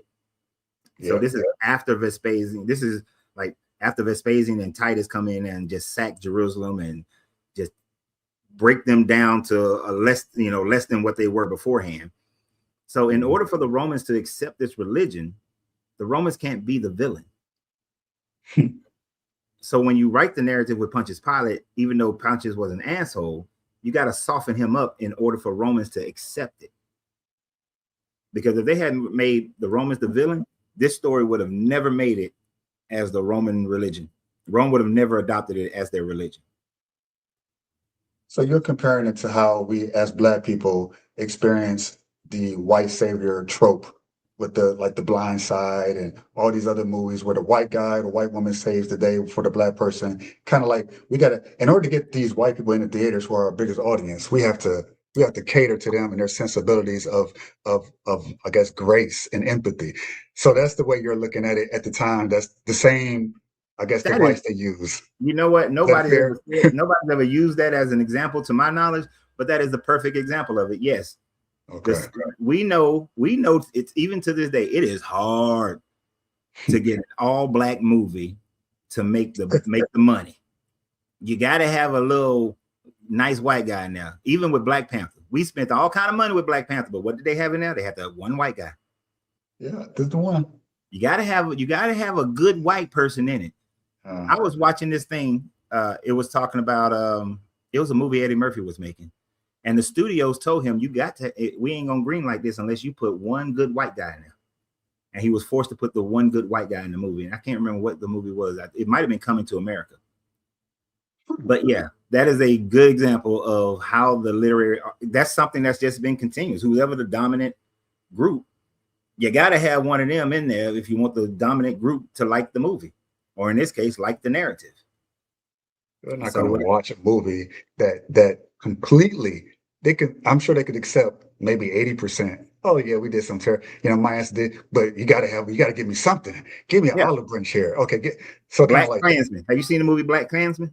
I have not. I've heard good things about it though. Yeah, you got a Black guy infiltrating the Ku Klux Klan. Yeah, them jokers, the Ku Klux Klan members, all white. They look bad, but you got the one white guy that he's partnering up with, and that without that one white guy, he could not have done what he did. So you got to have a good white guy. Yes, based on a true story though. Okay, I'm gonna watch that. Is you got to have a one good white, the Green Book. You got to have a good white guy. Oh gosh, I hate that movie. But you got to have a good white guy in there. In fact, they had a couple of good white guys in that movie. So you got to have that. So when they were writing the Gospels, you got to have some good Romans. So you got to soften up Pilate. You got to have the Roman centurion. You you gotta have people like that in your narrative in order for the Romans to be able to accept this story and say they threw him in there, because that was not the character of Pilate. Pilate was a kill your ass kind of person. Yeah, which made that story. Here's the thing, though. Knowing that Pontius did exist, and most people do, unlike yourself, I've talked to many atheists. Most of them actually do believe historically he did exist as one person. I haven't heard anyone say that he's a compilation of different people. But let's assume the majority that, okay, he existed. Pontius talked to this guy, this character named Jesus, who was just Jesus at the time, right? He's a threat to the Jews, apparently. They didn't like him for obvious reasons. If he's talking to him, and we know the character of Pontius, and we see how he's treating Jesus, you could say, and I was just throwing out the Green Book example, the modern day example, the white savior trope. You could say, well, that's the case, but there's also true that there have been some white people who were involved. Oh, let's say, for example, that guy Brown, the guy, I think he damn near started the Civil War, that white crazy son of a gun. But that's a true story. You could say that's a trope. That's mythological. We had to throw him in there. But if he actually was a real person who did this real thing because he hated slavery so much, he went and blew up, I think, a ship or something, which started the whole Civil War. So that's true. But you can't say, well, we can't. If it happened, it happened. So I can't look at that situation, and I'm not saying it happens often, because a lot of times they'll just throw people in things and fantasy. Well, let's pretend that this happened in another dimension. But when things actually happen, like that James Brown story in the Civil War, it's also possible that it could have happened with Pontius Pilate situation. The unfortunate part is that we're 2,000 years removed, so we can't go back and say, oh, I can point to that situation like what happened as the Civil War started. I can point to this situation like what happened during the Civil Rights March when this white guy did this, white guy did it. I can point to it and say this happened because we do have evidence, at least a lot better evidence now in the last couple of hundred years than we did 2,000, 3,000 years ago. So that kind of evidence of, if that's all we have, is that what they say happened in that one gospel or two gospels of what Pontius supposedly said to Jesus, if that's all we got, we can't trust it. But we're not looking at the fact that a lot of evidence from anywhere, whether you're talking about, whether the pyramids exist, how did they come to be built, who was the reigning king at the time, the pharaoh, there's always going to be discrepancies. No matter how much archaeological evidence you have, there's always going to be that little bit of that element of doubt, that those details that there's no way we can fill those holes and those gaps. Yes, we can fill the hole on Pontius Pilate, though. We can, because Pontius Pilate, all the way up to about 36 to 37 CE, he was cruel. He was did a lot of illegal executions. There was a Samarian uprising, and he was brutal in the crushing of that uprising. So there's no indication of a change of heart for Pontius Pilate. And during the time frame of Jesus, he was illegally persecuting and crucifying people. So there's nothing about this man's history. Now, the guy that you're talking about people who were abolitionists for a long time. Their character demonstrated the action that they have later on. Pilate's character never demonstrated that he would have had this one moment of saying, nah, you know what, this dude is all right. Not when you got somebody who was executing people illegally, crushing revolts brutally, to the point where the emperor of Rome, who was Tiberius at the time, said, dude, come back to Rome because I'm going to kill your ass. The only saving grace Pilate had was that Tiberius died. So, he was kind of like just hanging in the water for a while. But then after a while, I think the next emperor wound up killing his ass anyway. But no, this dude, this was that's like I said, that story was created just to soften it up for Romans. That's a crazy thing to do, though, isn't it? Like, knowing his history, that's inescapable, knowing his reputation, even at the time, for that one thing to shine through and go like, man, like you would say, you saying that if that story wasn't included, no Roman at the time when they said this is Christianity, this is what you're gonna follow. You're saying no Roman would have believed it if they didn't have that one element of Of I guess a Jew Roman faith. savior. Yeah, Yeah. yeah, Roman But savior. not just the Um, one, you got a couple of them in there. Like I say, you got the centurion, mhm. right? And you got the Roman guards who supposedly said this is the Christ. So Oh you yeah, got I you remember got a that one. few Romans in there to soften the story, make the Jews seem like they the bad guys, because Rome generally thought Jews were the bad people. So, Yeah, true. and then of course these stories are written 50 years, 40, 50, 60 years, 100 years after Pilate is dead. So, and then they don't name some of these people like the guards and so on and so forth. So, It'd been and nice to then have. and Yeah. then Matthew writes how the Jewish priests try to bribe the Roman guards to say that the disciples came and stole his body. So you see how the narrative is very pro-Roman. And that's why the Romans were able to accept it. And you got to also think about the fact that even though there were Christians in Rome, throughout the Roman Empire, in mid to late first century, well, actually you can say in early first century to mid, just in first century, there were Christians, and most of them were Jewish Christians at that time frame. You really don't start getting Gentiles, Romans as Christians, until mid to late first century. And it doesn't really start taking hold until like late second century, first or the third century is when they really start spreading to the Gentiles. So you got a lot of time. You got generations later that the story is going out. And verifying things back then was not like how we verify things today. We can easily fact check somebody today. Back then, you didn't have the availability. Most people were illiterate, and if somebody with some authority said this is what happened, you didn't challenge it because you're gonna die or be incarcerated or excommunicated. You know, the government was way more powerful back then than the government is today. We think the government's powerful today. They were insane.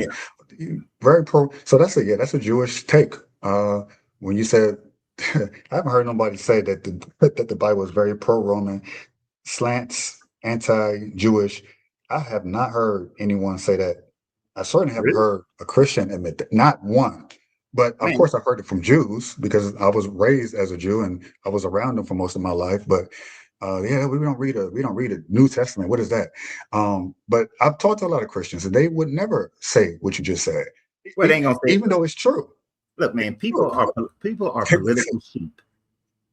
This is why you don't have people saying that Jesus never existed as a individual real person, because people are political sheep.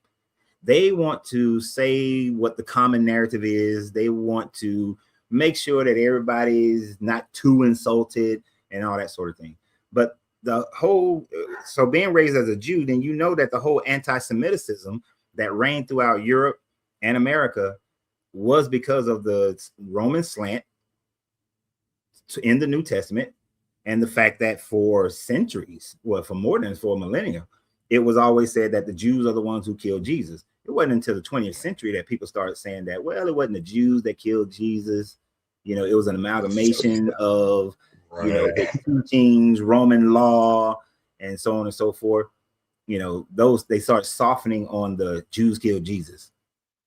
But I mean, people don't realize the first reason before Hitler, when Hitler first came into office, he was still Christian. And when he first started killing the Jewish people, it was because of his Christian belief that the Jews were the one who killed Jesus. So he thought he was doing God's work when he first started. It wasn't until right before he died that he actually started thinking more like an atheist. Interesting. Yeah, so that, because the Bible is written in that slant, you know, give unto Caesar what is Caesar's, pay your taxes, slaves be good to your masters, whether they're good or bad. Your government, whatever government you're born under, is the one that God wanted you to be born under. So if you're born under the Roman Empire, you should be happy about it and pray for your leaders.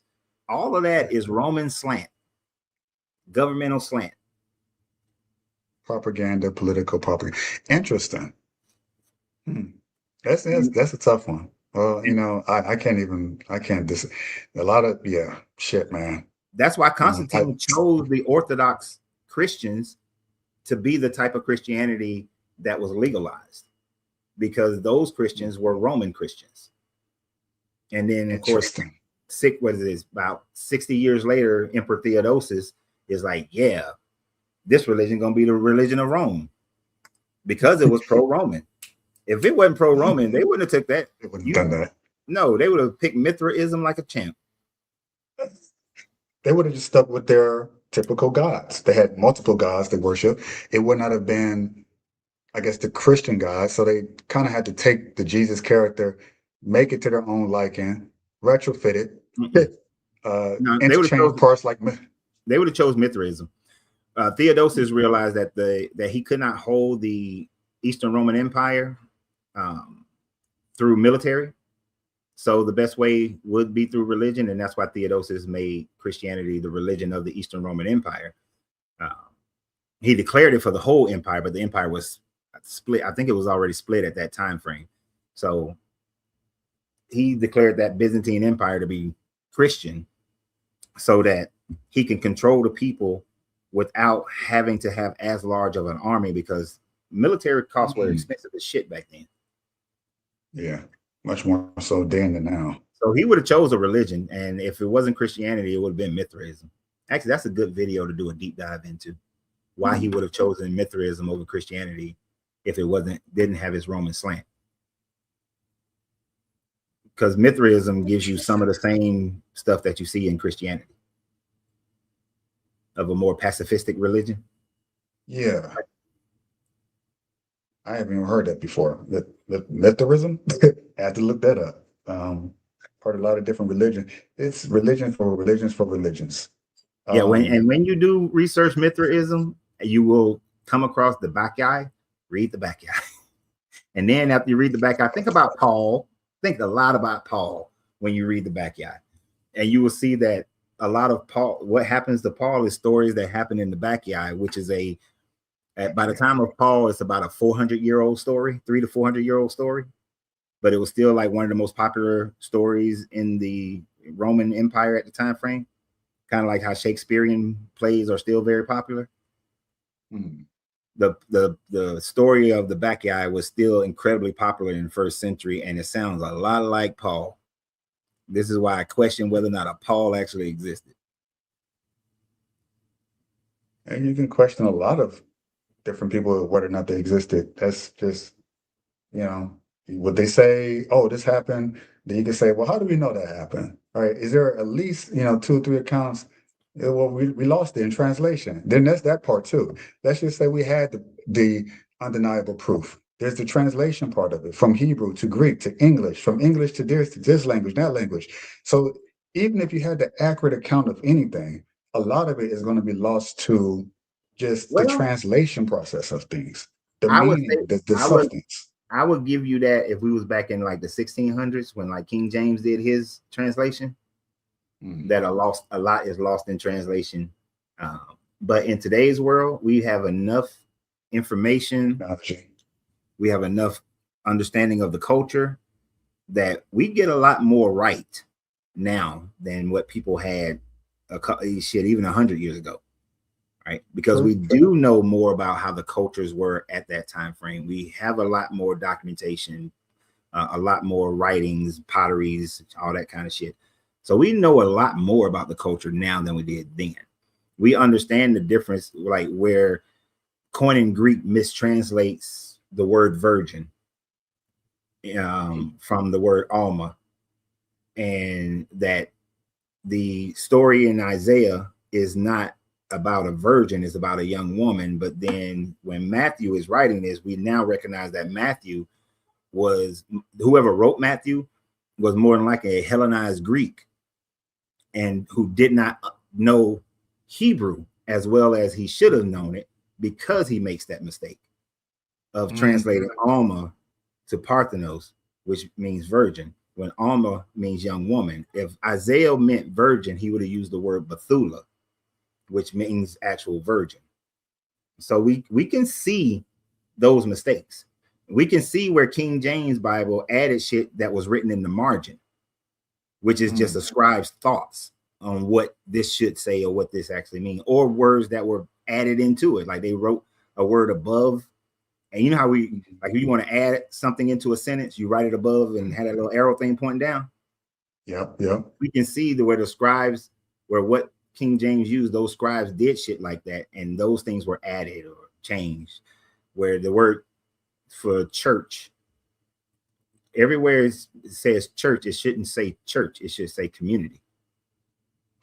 Yeah. Right. Where the King James Bible says church, it should say something like it's community or something like that. But it don't mean a building, the church. Interesting. And we know the rules that King James had for the writing of his version of the Bible. So we got a lot more information now. And can break this down. Community church. You see that little detail. Virgin, community, church. But we're supposed to say community. It's supposed to be that would take the whole, people will understand it more to be like, oh yeah, let's get together. It shouldn't be like these mega churches that we have today. But because it's mentioned so much in scripture, people can't help but read what's there. They're not going to do what you just did, which is go behind the scenes, and then break down each individual word. Say, how do they really mean that? Do they really mean it this way?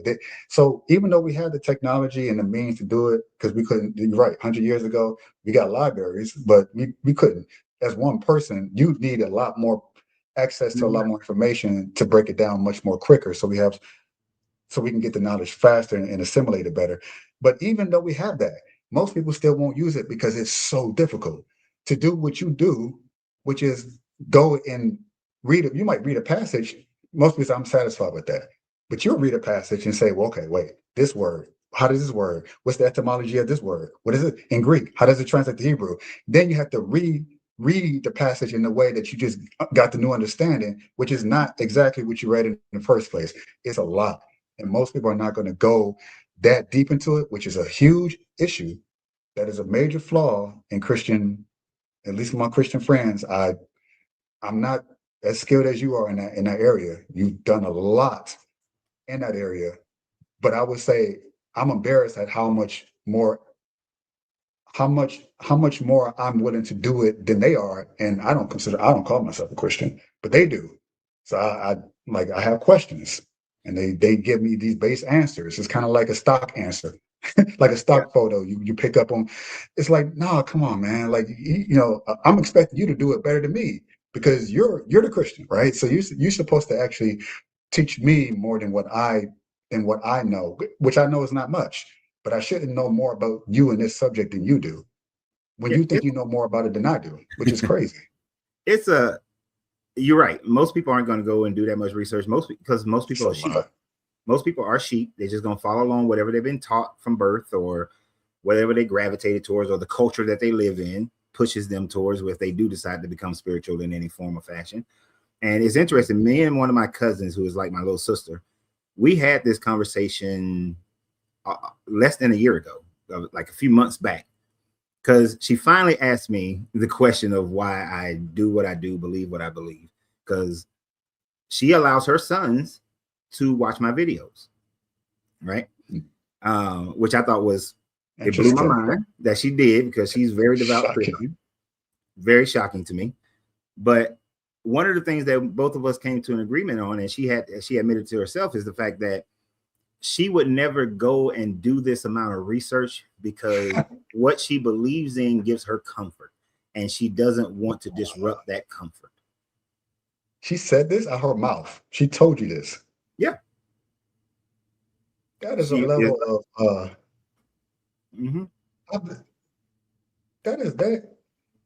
that's most people. That is most people.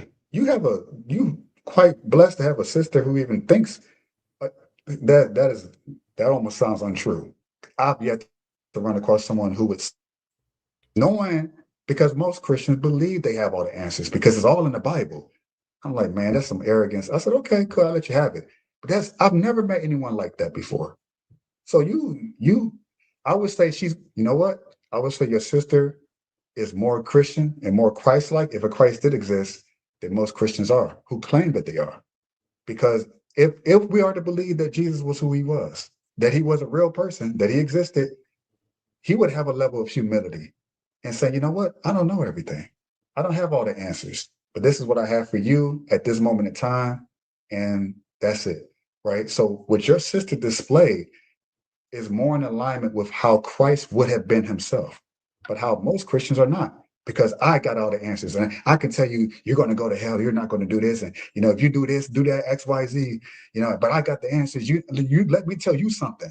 let me tell you that kind of attitude. Your sister, man. If I could meet just one of her, like her, I would be like, wow, that's someone I could actually pray with, someone I can actually hang out with.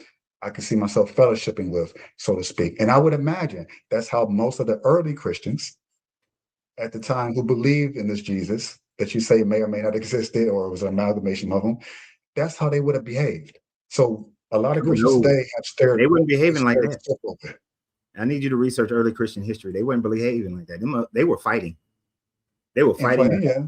They were now, and I'm talking literal fighting. Like Emperor Claudius, and it's estimated somewhere. So Claudius reigned between 34 and 41 CE, and most likely the events of his expulsion of the Jews and Christians out of Rome probably happened probably around 36, 37, 38, around that time frame of his reign. But he had to kick the Jews and the Christians out of Rome not because they was bothering other people, because they were fighting amongst themselves, like physically fighting. You had similar things happening in Alexandria, and you can't mess up Alexandria back then. Alexandria was like the New York of the Roman Empire. Like if Rome was San Francisco, Alexandria was like New York, because the Romans made a ton of money through Alexandria. But they was in Alexandria fighting and shit. They was in Judea fighting. So early Christians took it so seriously that they are right, that they were murdering each other. Holy, and the Jews took it so seriously that they was fighting against them and killing them too, killing them back. This is wild. Okay. They weren't all humble. And then there was so many various forms of Christianity back then. There was the Lucians, the Marcians, the Valentinans, or Valentines. You had the Gnostics, you had the Orthodox, you had a bunch of different types of Christianity in 1st, 2nd, and 3rd century. Even that's you know what? Well, I don't know, man. I look at the character of Jesus and the people that spawn from it. Yeah, you're right. It sounds plausible, because we have that today. Yeah, not as extreme perhaps, but we do. Yeah, you see that Jewish dude. You see that Jewish dude push that nun down and almost kill her. What was that, a video? Of course, yeah, I did a video on that. I did a video on it. I think about it 4 or 5 days ago, where this Jewish dude, he sees this nun, he passes by her, then he runs up behind her and kicks her down. She hit the edge of this little bench, with this concrete kind of bench area, flower garden thing. I mean, an inch to the right or the left, and she would have died. And then he goes back and he starts kicking her. Right. So where is that? Israel. Well, listen, you got millions of people. Of course, there's going to be violent characters in even amongst Black people, amongst white people. It's just, I'm not surprised. It's not like, oh, I don't know who gave this idea that Jews are these upstanding, upright citizens 100% of the time, and they're all exactly alike. From my experience, and I grew up with them, they are some of the best people I've ever met in my life. Of course, would you point out one Jew who did something deplorable, who probably had a mental illness, or may not have? Maybe they're just I'm trying to give him an excuse. Who was born a Jew, someone who looks like one, was born as one, who in our mind is supposed to be aren't you guys the light bearers, right? The people that, supposed to be like of God, and you got this one person. So yes, there's going to be violent characters. You Yeah, even got Epstein. I think Epstein was a Jew, if I'm not mistaken. he is. His last name was Jewish. So people will point to that and say, see, this is what Jews do. But it's like, I don't care if they're Muslim, if they're from Iran, if they're from Russia, Japan, everyone has bad actors. Germany, people will point to Hitler and say, well, Germans, no, not all Germans are like, or black people, no, not all black people are like. Well, So, let me put it in you know what I'm context. saying? Let me put it in context for you. When you study the cultures, thankfully, we have grown into, on average, a higher moral culture than what the culture was in first, second, third century. The culture back then was more of a, I will kill you or fight you over my religion. That was more widespread at that time frame than how we live today. We have grown in our morality from the people back then. So back then you had those types of revolts. You had those types of, if a person is saying a different religion than yours or talking about your religion, we resort to physical violence. We don't have as much as that today because we got laws and prisons and police and all these different things. And the main reason we got all of that because our moral standard grew. Has increased. True. So we have a higher moral standard than those people. So yeah, now you have outliers. Back then, it was way more common. Way more common. I mean, hell, even in the Bible, Paul talks about how when he was in Corinth, he was talking about, Jesus, and they beat his ass. And then Priscilla and Aquila had to leave and go to Ephesus. So, it's Paul himself. Paul himself was doing more. Yeah, that culture back then, getting into a fight over your religion was more common than it is today. Right? I mean, and today is really only just like the last 100 years. 200 years. I agree. 200 years ago, your ass got killed for you go out there and pick some berries and they ready to kill your ass. Yeah, for just believing the wrong way or thinking the wrong way or whatever. Exactly. Their personal beliefs is, but that's plausible because with Paul himself, if he was real, he himself said he was killing a bunch of Christians because he said this is not going to fly with me. So they even told the story of him stoning. It started off him stoning someone or having someone stone this person, and then it went on a killing rampage of many until supposedly this Jesus apparatus long after his death, right? I personally believe it happened, but because I've had personal experiences, but it's like this is a crazy account. I believe it because it's crazy. But I understand why people don't believe it. But let's assume that he came and he had a change of heart. This Paul character, he went from killing all of these Christians because he did not like, as a Jew, he did not like it. And you just told the story about how it was common for the Christians and the Jews to be basically fighting amongst each other. But whatever happened changed this man's, something changed him. Well, Paul he experienced something. Paul didn't say that. Luke says that. Right, true. Luke says that about Paul. Paul never claimed the stuff that Luke claims. Luke is the one who claims that Paul was dragging Christians from their houses and sending them to be persecuted and executed, that he had this road on Damascus event. Paul never claimed any of that. That was all Luke claiming it after Paul was dead. And then you would say that goes back to our pro-Roman, anti-Jewish kind of thing. Story that and legendizing stories, giving Paul levels of authority. See, a lot of the writing back then, and that continued on for a long time, and it's still somewhat today. If you wanted to have authority, then you need to claim that Jesus came and talked to you. Or if you want to have authority, what they do with the church fathers and the apostolic accession is that, well, Polycarp, John was a disciple of Jesus, and Polycarp learned from John, and so Irenaeus learned from Polycarp. So that's why we know the information is right, because we have this apostolic accession. But Polycarp never said that he was a disciple of John, that he met John and was taught under John. That's just what Irenaeus said. So Luke does the same thing. It's saying that, yeah, I'm a follower of Paul, and Paul saw Jesus. And we can see the same thing with the creation of the Mormon church. John Smith said, I saw the golden tablets. And then other people are like, yeah, I saw him with the golden tablets, even though they never saw the golden tablets. And so, and then that gives Brigham Young the authority to say, yeah, because the people who saw him saw, the people who said they saw the golden tablets and that he had them, they told me. So it gives them that process of authority.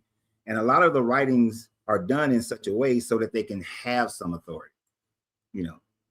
But because without it, they don't have authority. This is one of the reasons why some of the Gospels, some of the books, like the Gospel of Thomas, was not acceptable, because it's written so late that they will say that there's no way, there's no chain of custody that we can look at and say that this came from Thomas.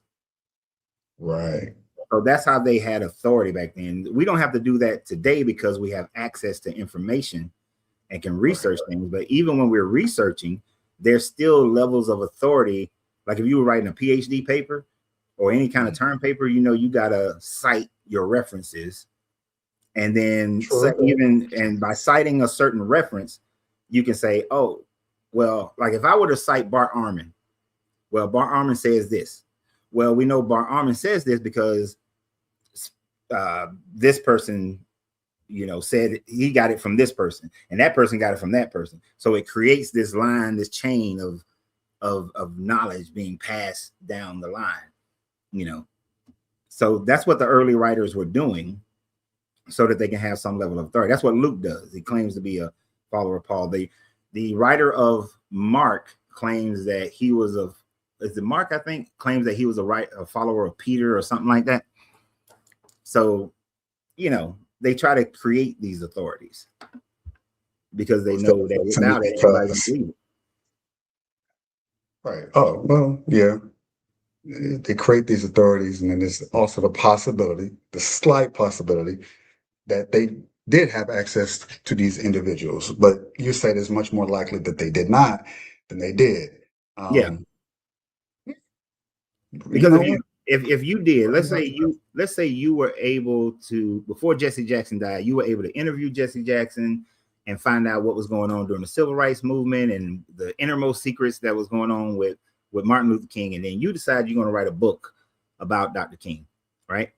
Well, you would cite that you interviewed Jesse Jackson, and people know that Jesse was walking around with Martin Luther King. Mm-hmm. People are going to say, oh, well, they will give you that authority. But if you just sat there and you just wrote about Dr. King and didn't cite nothing, then they're going to be like, how do you know? Especially if you say something that's a little bit different. Well, we ain't going to really trust your authority. And that's just how people are. People still that way today, you know, to a certain nature. Yeah, we still have to. Yeah, it's the doctor with the white coat on. If you can't see your doctor if I've never seen you with a stethoscope. So yeah, I get it. And even with myself, I have to be able to bring up the actual things. Like I put some people on here, you know, Josephus, Tacitus, Suetonius, Pliny the Younger, in order to show that Jesus, that nobody wrote about Jesus, who should have written about Jesus. I got to put down the people who wrote about the Jesus movement, but they didn't write about Jesus. They're not identifying Jesus. They have no authority to say that Jesus actually lived. They're just writing about what people believe. And then you have all these first century people who never wrote about Jesus. And they would have been alive during the time frame that all this stuff was happening. Like Philo of Alexandria was alive during that time frame, wrote a whole bunch of stuff about what was going on with the Jewish people in Judea, in Alexandria, but he never talked about Jesus, never talked about Christians. And he was a prolific writer, and he was rich and powerful, but he never spoke about Jesus. So it's like, and he was a Hellenized Jew, but he didn't talk about him. So why is it that no first century writer wrote about Jesus until very late in the first century? I think you got Cassio Dio might have written late in the first century, but everybody else, they're second century writers, and they're only writing about what Christians believed, not verifying that this actually happened. Like Tacitus is their favorite. Tacitus. Yeah, he's their favorite. He's their favorite. And we already know Tacitus tell lies, though. Because he lied like a champ about Nero. Well, what did he say about Nero that was a lie? That Nero, first he said that Nero was not in Rome at any time during the fires of Rome. Then he says that Nero, now he was correct that Nero blamed the Christians, but then he says that he wrapped Christians with animal skins and had dogs tear them apart for the amusement of the people in Rome. And then he burned Christians on stakes to provide light when it gets dark. None of those things didn't happen.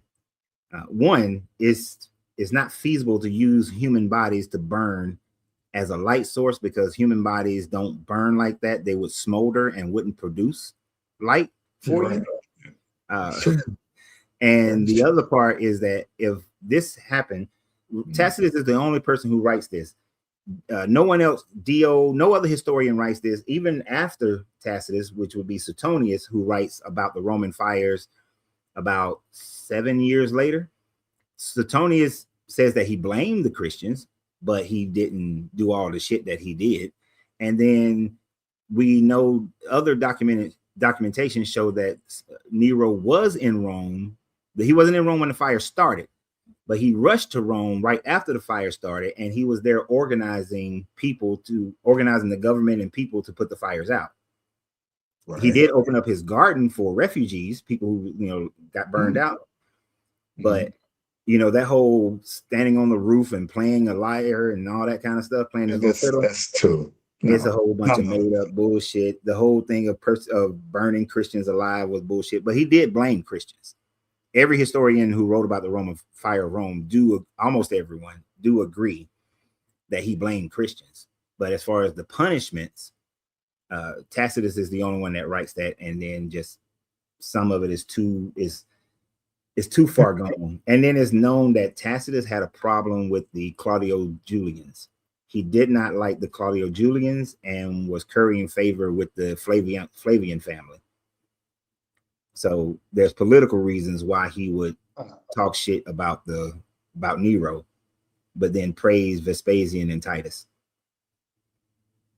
So even the one source that you say that Christians latch onto as definitive proof of Jesus's existence, his character is, and how he speaks about other people would call into question how he might speak about Jesus and his existence, is what you're saying.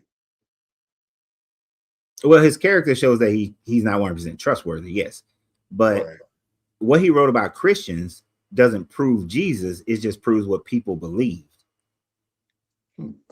See, the Christians like to say that, oh, Tacitus wrote about Jesus and proved Jesus. No, he didn't.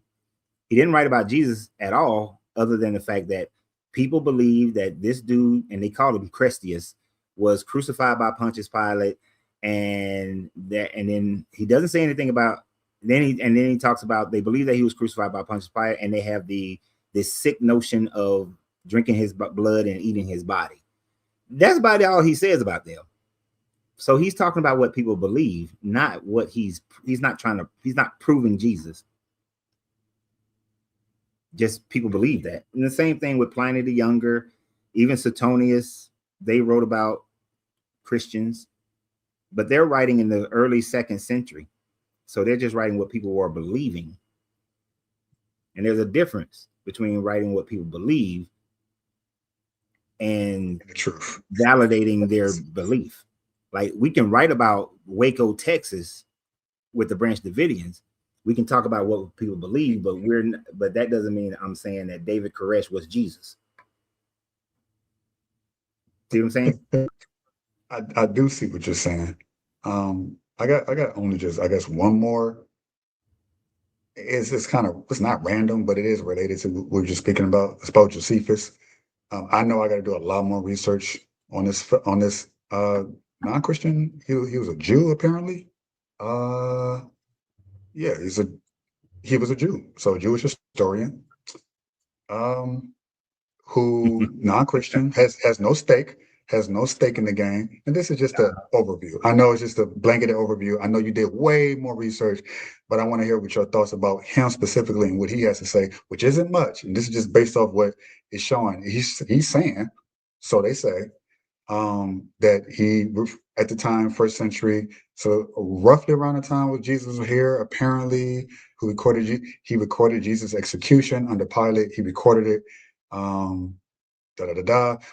so he's saying that he was referring to Jesus as a wise man who was crucified by Pilate, which is widely true if you were to believe that Jesus existed and all that, and that he said his followers, who weren't called Christians at the time, but let's, for the sake of purposes, they're Christians, they believed he was the Messiah, which makes sense for someone who was a Jewish man to say they believed he was Messiah. Similar to how the conversations I've heard with actual Jews today. Yeah, Christians, we love him. They believe he was a Messiah. I think they think they're Messiah. He's somewhere in New York. I saw a video about that, and it's like, oh yeah, no, we found ours, and then there's another one, and something like that. So they don't believe. So this sounds like something that someone at the time will write based on my conversations that I've had with actual Jewish people. They've never denigrated, at least to me, that, oh, Jesus is this and that. They say, oh yeah, he was a Jew. Even they admit, today's Jews, they say, well, he existed, but we just don't accept that he's the Messiah that Christians proclaim him to be. So Josephus, having apparently seen it or experienced it in some form or fashion, who wrote about it at the time when it was happening, approximately. If he's saying that, yeah, this guy seemed like he's a good guy. He was crucified by Pilate. And these people, they call themselves the followers of Christ. They believe he was a Messiah. So what would be your objection to someone like that? I know there's only one piece of. So you're talking about Josephus? Josephus, correct. What would be your objection to what he said? Are you going to say that nothing he says is true either, or that nothing can be verified about him either? Were you listening in the first part of our conversation? I was. I told you about Josephus in the first part of our conversation. So let me tell you again. So the first thing is that Josephus wasn't born until around 34 or 37 CE is when he was born. So Josephus didn't witness nothing. He was a baby. He wasn't even born during the time frame Jesus would have been alive. Even if you go with the 6 CE time frame, then Josephus would have been like a little kid, like 3-4 years old when Jesus would have been crucified. So Josephus, he wasn't a witness to nothing. He doesn't start writing, really writing until after 70 CE, when he becomes a scribe for Vespasian and predominantly for Titus, Vespasian's son. Moves to Rome, lives in the palace. First they give him a Jewish wife, and he don't like her, then he gave him a Hellenistic Jewish wife. But he lives out his remaining of his days writing for the Vespasian family, for the Flavian family, I should say. Josephus wrote about at least four different Jesuses. Some people say 43, 46 different Jesuses. Yeshua's. The name is Yeshua in his writings in the Annals of Titus and the War of the Jews. But he never talked about Jesus being the Christ. That was an interpolation. Well, scholarly, they like to say it was an interpolation because they don't want to go as far as saying it's just a complete forgery. But when you add something to someone's writings that don't fit, but you add something to someone's writings, that's a forgery. At least that part is a forgery. So the part that says that, and then there was a man, if you can call him a man, a performer of miracles, and he was the Christ.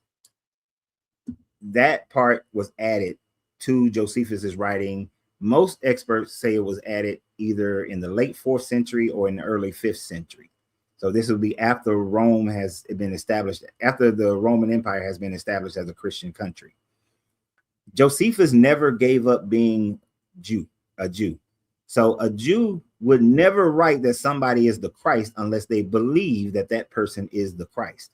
That's one of the reasons why they know it's a forgery, other than the fact that the language that it uses doesn't fit 1st century writing. It fits 4th and 5th century writing. So this is why I always tell people linguistic archaeology is very important, right, to understand. Because through that linguistic archaeology, you can get an idea of what the people were thinking and saying. Excuse the noise right now. So even how they say certain things would have to clue us in as to whether or not they actually said it at the specific time they were in that culture, which makes sense. Like we don't talk in these, thous, shells today, even though it was only 300 years ago. So you would know, okay, I'm saying this about this person, but it's like, wait a second, that language doesn't fit. So yeah, I can see that. Right. That But makes see, sense. but if you are a Christian who wants to prove historically that Christianity is real and exists and all that kind of stuff, they ignore the fact that the interpolation that's placed in Josephus' writing is a forgery. They just say it's real. Like it's true, it's real, and they just accept it. Because it facilitates their narrative to say that it's true and it's real. When no archaeologist, no expert rather, outside of apologetics accepts that it is real. Apologetics isn't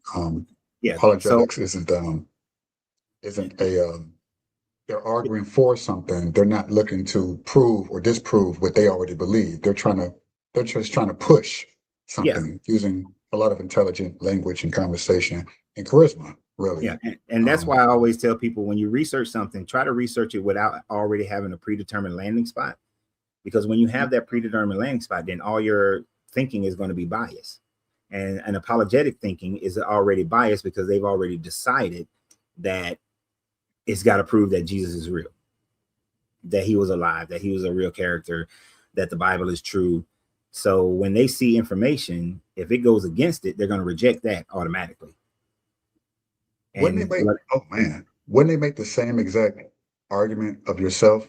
Because like I said earlier, they're one extreme, the apologetics for Christ's existence. You would be, I would say this is accurate. You would be the apologetics for why he didn't exist. Wouldn't they levy the same charge against you, the charge that you just levied against them, that, hey, you guys are going to disprove everything I bring to the table? They could say the same to you. Well, what about this?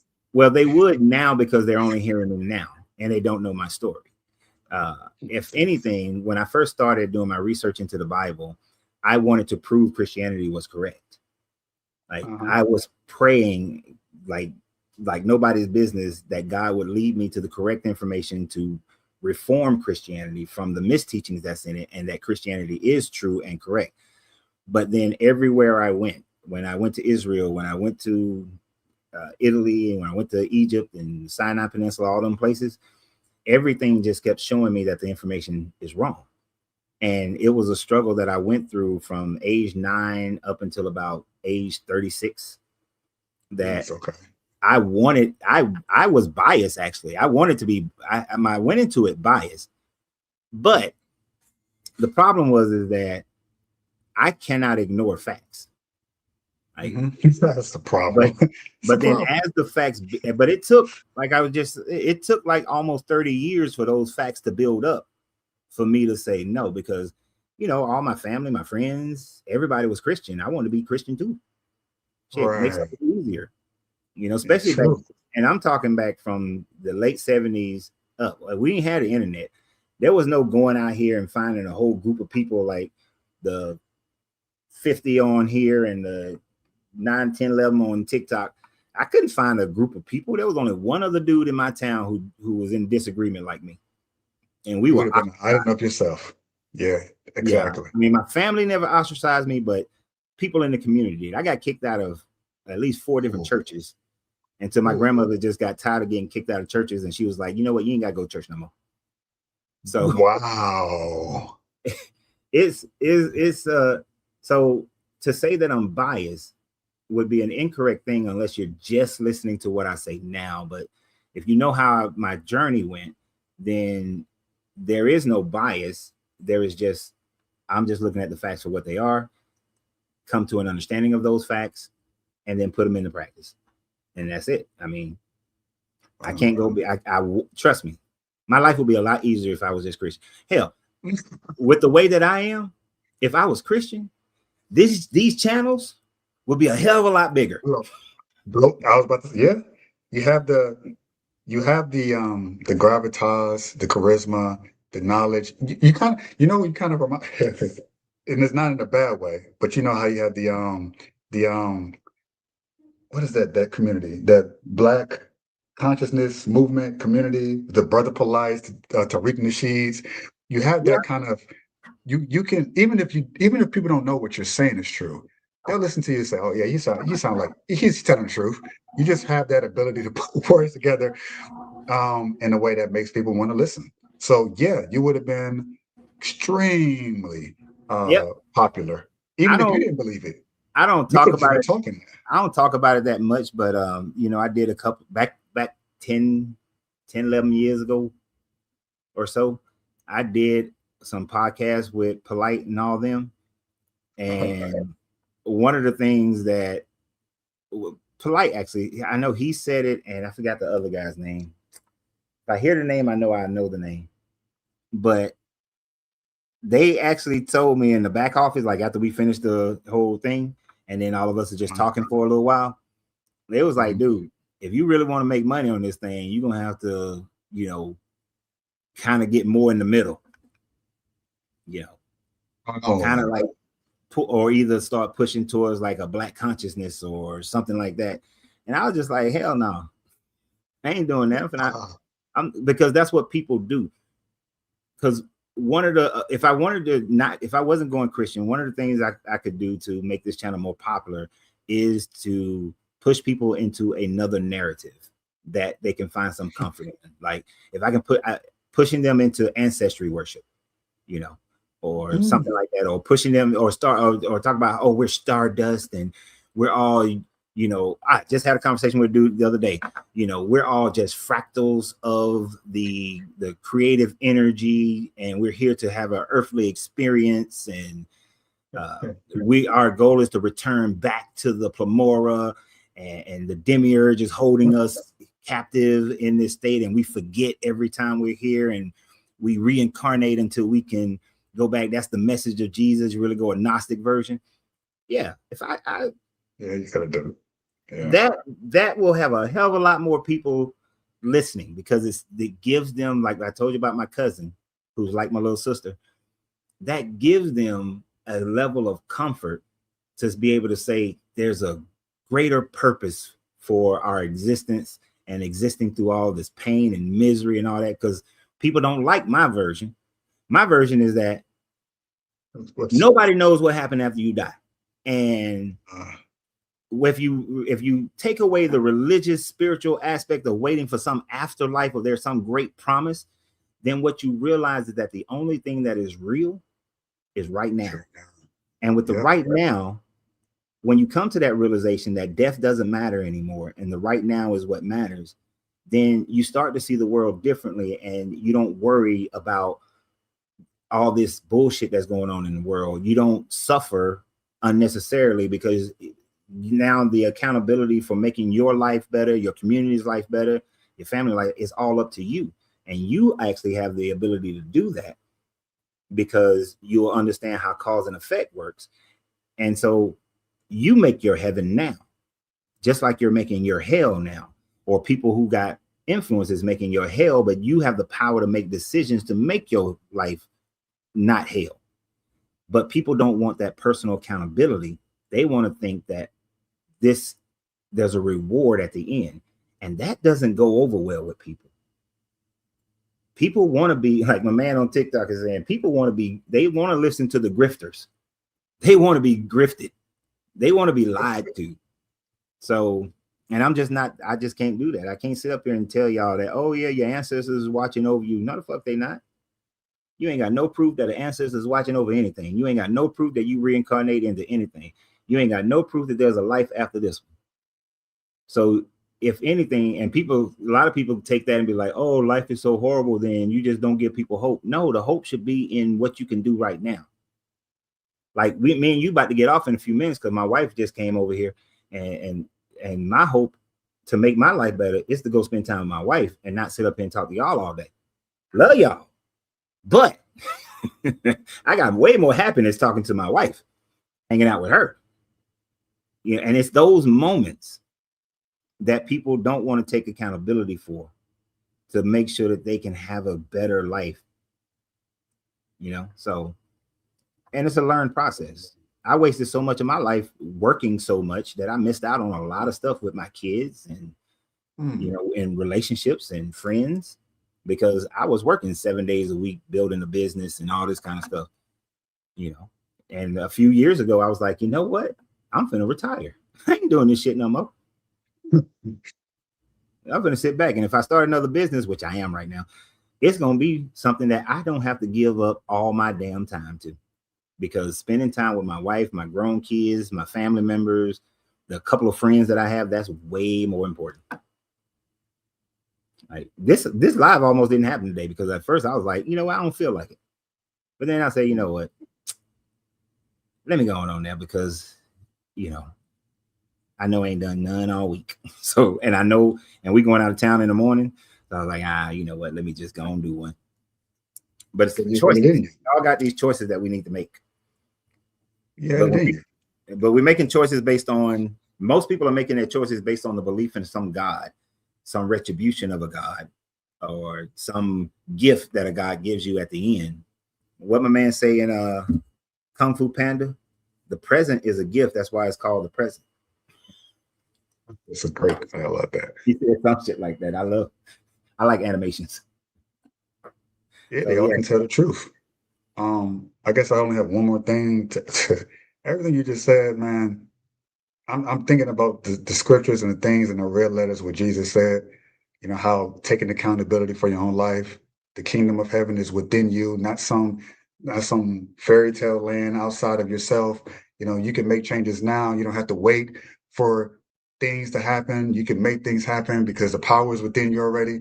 Things he preached about, sin, how people put they take what's supposed to be their accountability and put it on Jesus' shoulders. Like, oh, well, Jesus is his responsibility because he died for my sins, when the whole time he's like, no, you have to take accountability for your actions. He didn't die for nobody's sins. He can't. If you're a human being, you can't do it. Nope. You just can't. You have to take account. So everything you just said, I think, in your search for the truth and looking for the things, I hear you saying these things, and I'm thinking like he sounds like a preacher. But the thing is that but because you're saying it, but it's coming from not from a place of I read scripture, so this is what I'm going to say. It's coming from a place of actual experience, deconstructing a lot of things in your own personal life, and you, in my head, and I would bet that a lot of people listening too, they're listening like, damn, he's saying a lot of things that Jesus did say, but a lot of Christians don't follow. And it's because you had to do the work. You've been doing the work. You didn't just say, just take the wheel. You said, I'm going to take control of the wheel. And that's exactly what Jesus would want us to do. But a lot of us don't want to do it because it's easier to say, well, Jesus just died for my sins. Oh, there's a heaven and there's an afterlife afterwards. I don't have to worry about nothing. Woe is me, clutching their pearls. And, life is so hard and miserable. You're saying, no, take life by the balls. You got more power than you think you do. And this is coming from someone who doesn't even believe in God. But you're saying things.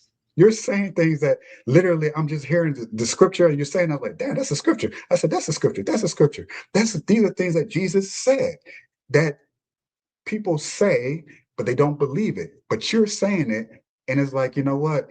I had to deconstruct everything and take away all this other stuff. And yet you come back full circle saying the things that he himself said. So of course, I understand you're not going to say it from a spiritual perspective. You're saying it's completely logical. But my argument is that if Jesus did exist, at the end of the day, because he said, did he exist? Did he not?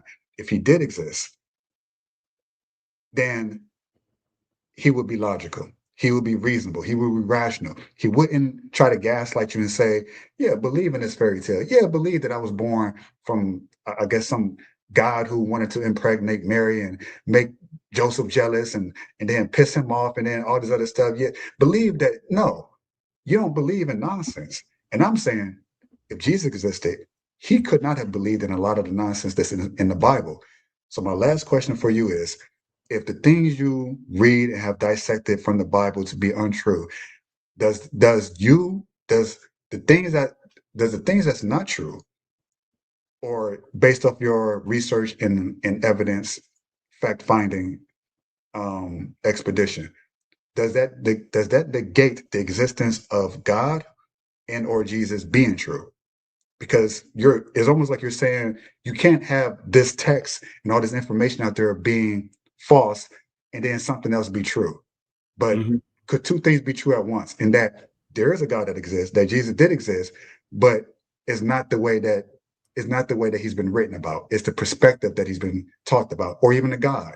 Okay, this guy, he's a crazy maniac. He's blowing people up. He's killing people left and right. Is that a God? If I was God, something within us, you would say that's not something I can see myself doing. But you read it in text and say, well, God did this. So therefore you say, screw God and screw the text. But I don't think the two go hand in hand. You're answering the question, right? What you mean? Your answer. People have a tendency to say, I want to ask you this question, but then right after they ask the question, they start giving answers. They start giving answers for the question. You're right. My bad. You're right about that. Because not only did you give answers for the questions, you put a bunch of more questions in there. Goddamn, I'm sorry. You're right. So you don't ask the question, just ask the question and then stop talking, right? Because you had a big ass build up to the question too. Now, if I got the question right, so to answer, and I'm gonna answer some of your other questions and things that you said within all that you said. I know, way too much. When I was a deacon and chairman of the deacon board, there were Okay. times where I was called upon I had to preach because the pastor got stuck somewhere and couldn't make it to the church. So I wound up going up there. And although I was preaching, I was actually teaching. And there are passages within the Bible and the teachings of Jesus that I do find to be still moral, good philosophies to follow. And one of the things that I remember very intensely is back when this song was out and people kept repeating it, thinking it was gospel, that, God won't put more on you than you can bear. Right. Mm-hmm. Kirk Franklin had a song that said that, and people thought that that's what scripture, and that's not actually what it says. It says God wouldn't put more on you than you can bear without providing an escape. Right. So what does that even mean?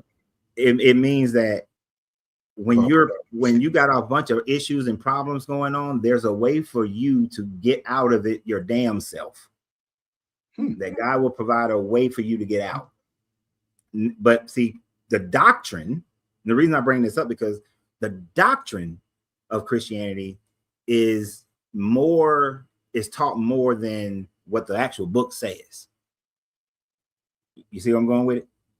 Mm-hmm. So people think that you're supposed to hold on and carry all this burden. But if you actually believe in the Bible, you're not supposed to carry these burdens. You're supposed to work your way through these burdens, because this God is going to provide you an escape. And if you actually follow the Bible, then Jesus is providing you a escape from hell he's taking on your sins after you die, not every day that you keep doing the same shit, because you ain't supposed to do the same shit. You're supposed to be a new creature, and you're supposed to stop sinning. According to the writings of Paul and some of the writings in the gospel, you ain't supposed to be sinning no more. And you're supposed to follow the damn law. You're supposed to be doing those things. So of course, they ain't want me up there teaching that often. But so when I examine the Bible, and I examine most other religions, what I find is during my time frame where I was more of a Gnostic, I had more Gnostic thought process, thinking that there still is a God, but none of the religions that we hold today is the God that is a God. Right? Got you.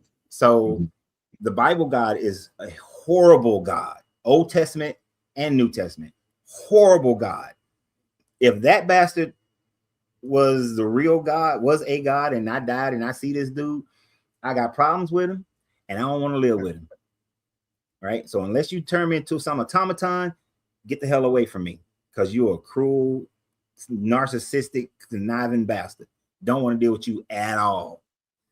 But as I grew and continued to study, I grew out of Gnosticism to realize that, and I was more in the agnostic mindset. There's not enough proof for God. There's not enough proof that a God doesn't exist. You can't prove either one of them either way. But then the more and more I thought about that over the years, it becomes less and less likely that there is any type of creative mind that created everything that is in existence. Although we don't have every fact to back up things like evolution, we can back up adaptation, and we can back up way more stuff in the evolutionary theory than we can in the God theory. And that's for any God, right? Of the creative mind style of God. We can see more in the evolutionary pathway than we can see in that. We can see how we're finding out that our known universe exists in a larger universe. And even that universe may exist in a larger universe. We see galaxies and universes, which is not really saying, it's a misnomer to say galaxies colliding. What we see is universes colliding that stems from other singularities that are happening all throughout the entirety of the universe. So it's more likely that it is just our whole existence and the existence of our known universe and extra universes is just simply laws of cause and effect, because energy cannot be created nor destroyed, but just transmute from one form to another form. And so there is no such thing as a beginning. There's no such thing as a beginning or an end. It's just a continuation of the movement of energy and the transmutation of energy from one form to another.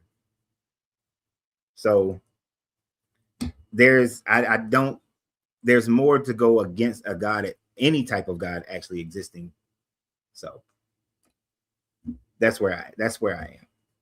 And in my growth, I could be somewhere else in 2 years, but I doubt if I grow into there is a God, there's a creator, because as science continues to deliver and we find out more stuff, it goes away from a creator. I mean, you look at the history of man, they thought that the weather was controlled by a God.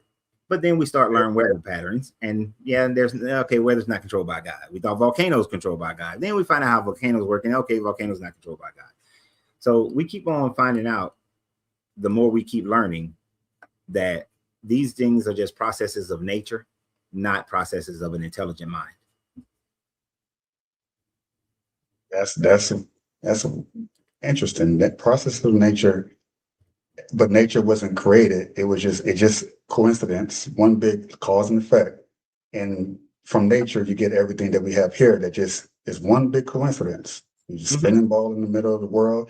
I say the world, spinning ball in the middle of the whole universe, uniquely on a certain particular axis, few degrees to the left or right. We cold, we too cold, we too hot. The atmosphere, everything just perfect conditions, all coincidence. It's all nature.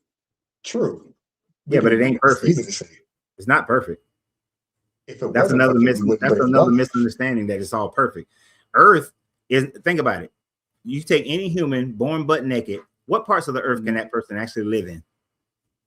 Only on the ground, earth. The tropics. Only in the tropics. True. Because any other place, born butt naked, living butt naked, like everything in nature exists exactly how it is born, right? Every plant, every animal, exactly how it's born. You can't take a polar bear and put them. If you took 10,000 polar bears and put them in the tropics, they all gonna die. True. They're not built for that, right? So neither are we. The majority of the earth is not livable for us. And then in the parts of the earth that is livable for us, there's 50 of them things that's trying to kill you or will kill you. This is not perfection. And then we get in a shooting gallery of meteorites and all that kind of shit going on. This is not perfection. The earth go through ice ages, it go through dry spell. This is not fine tuning at all. This is the one in a billion is what this is. The one in a billion. But we know whatever odds you give anything, the odds will one day hit. And because the universe is so vast, there will be millions of Earths. We've already found one, but there will be millions of Earths. Yeah. But look here, my man. Well, they may not be exactly like us, but they'll be similar to us. But I gotta go because like I said, my wife is here, and the moments of time with her are way more important than the moments of time with y'all. So, but I appreciate you. Normally, I don't even talk to one person for the whole goddamn live, but this was good. So for the other people, I apologize. Next week, I'll be back live again next week. We're going out of town when we get back. We get back on Monday. Y'all. I didn't know there was other people. I would have jumped off had I known. You good? Normally, I mediate the show and I give a person like 20 minutes and then I kick them off and let another person come on. But this was good, so we just kept going. It was good. So I won't be back in town till we get back on Monday, right? I ain't doing no live on Monday. Okay, so the next earliest live will be Tuesday of next week. My wife said that she'll take cash apps for her birthday. When is her birthday? Her birthday is on the 17th, which is Sunday. Oh, yeah. So I'm taking her. So her and I. So we going out of town for her born day for shenanigans. Oh man, have a great time, man. Y'all, I know you TikTok, y'all can't see it, but if y'all want to donate to my wife's birthday, there you go, right there. That's the cash app. And trust me, it'll all go to her for her born day. Even if it's after, if it's late. Yeah, just put birthday in the notes or born day in the notes. We'd be good. But anyway, I appreciate you, man. I appreciate you too. This was great. Yeah, it was a good conversation. I appreciate you being here. And we'll continue on Tuesday. Oh, I won't be here Tuesday. It just happened to be an off day. Talking about you in general. I'm talking about everybody. Okay. All right. Have a good one, bro. You too. That joke without talking about him. Anybody talking about him? No, I just kidding. So I'm sorry. I know Lo and a whole bunch of other people wanted to come on. Normally I don't do the show like that, but I got y'all next week. Next week we're gonna start having more and more lives. They'll be more consistent. So I look forward to that. But right now, it's time to go start packing because somebody that came in here and grabbed the bags.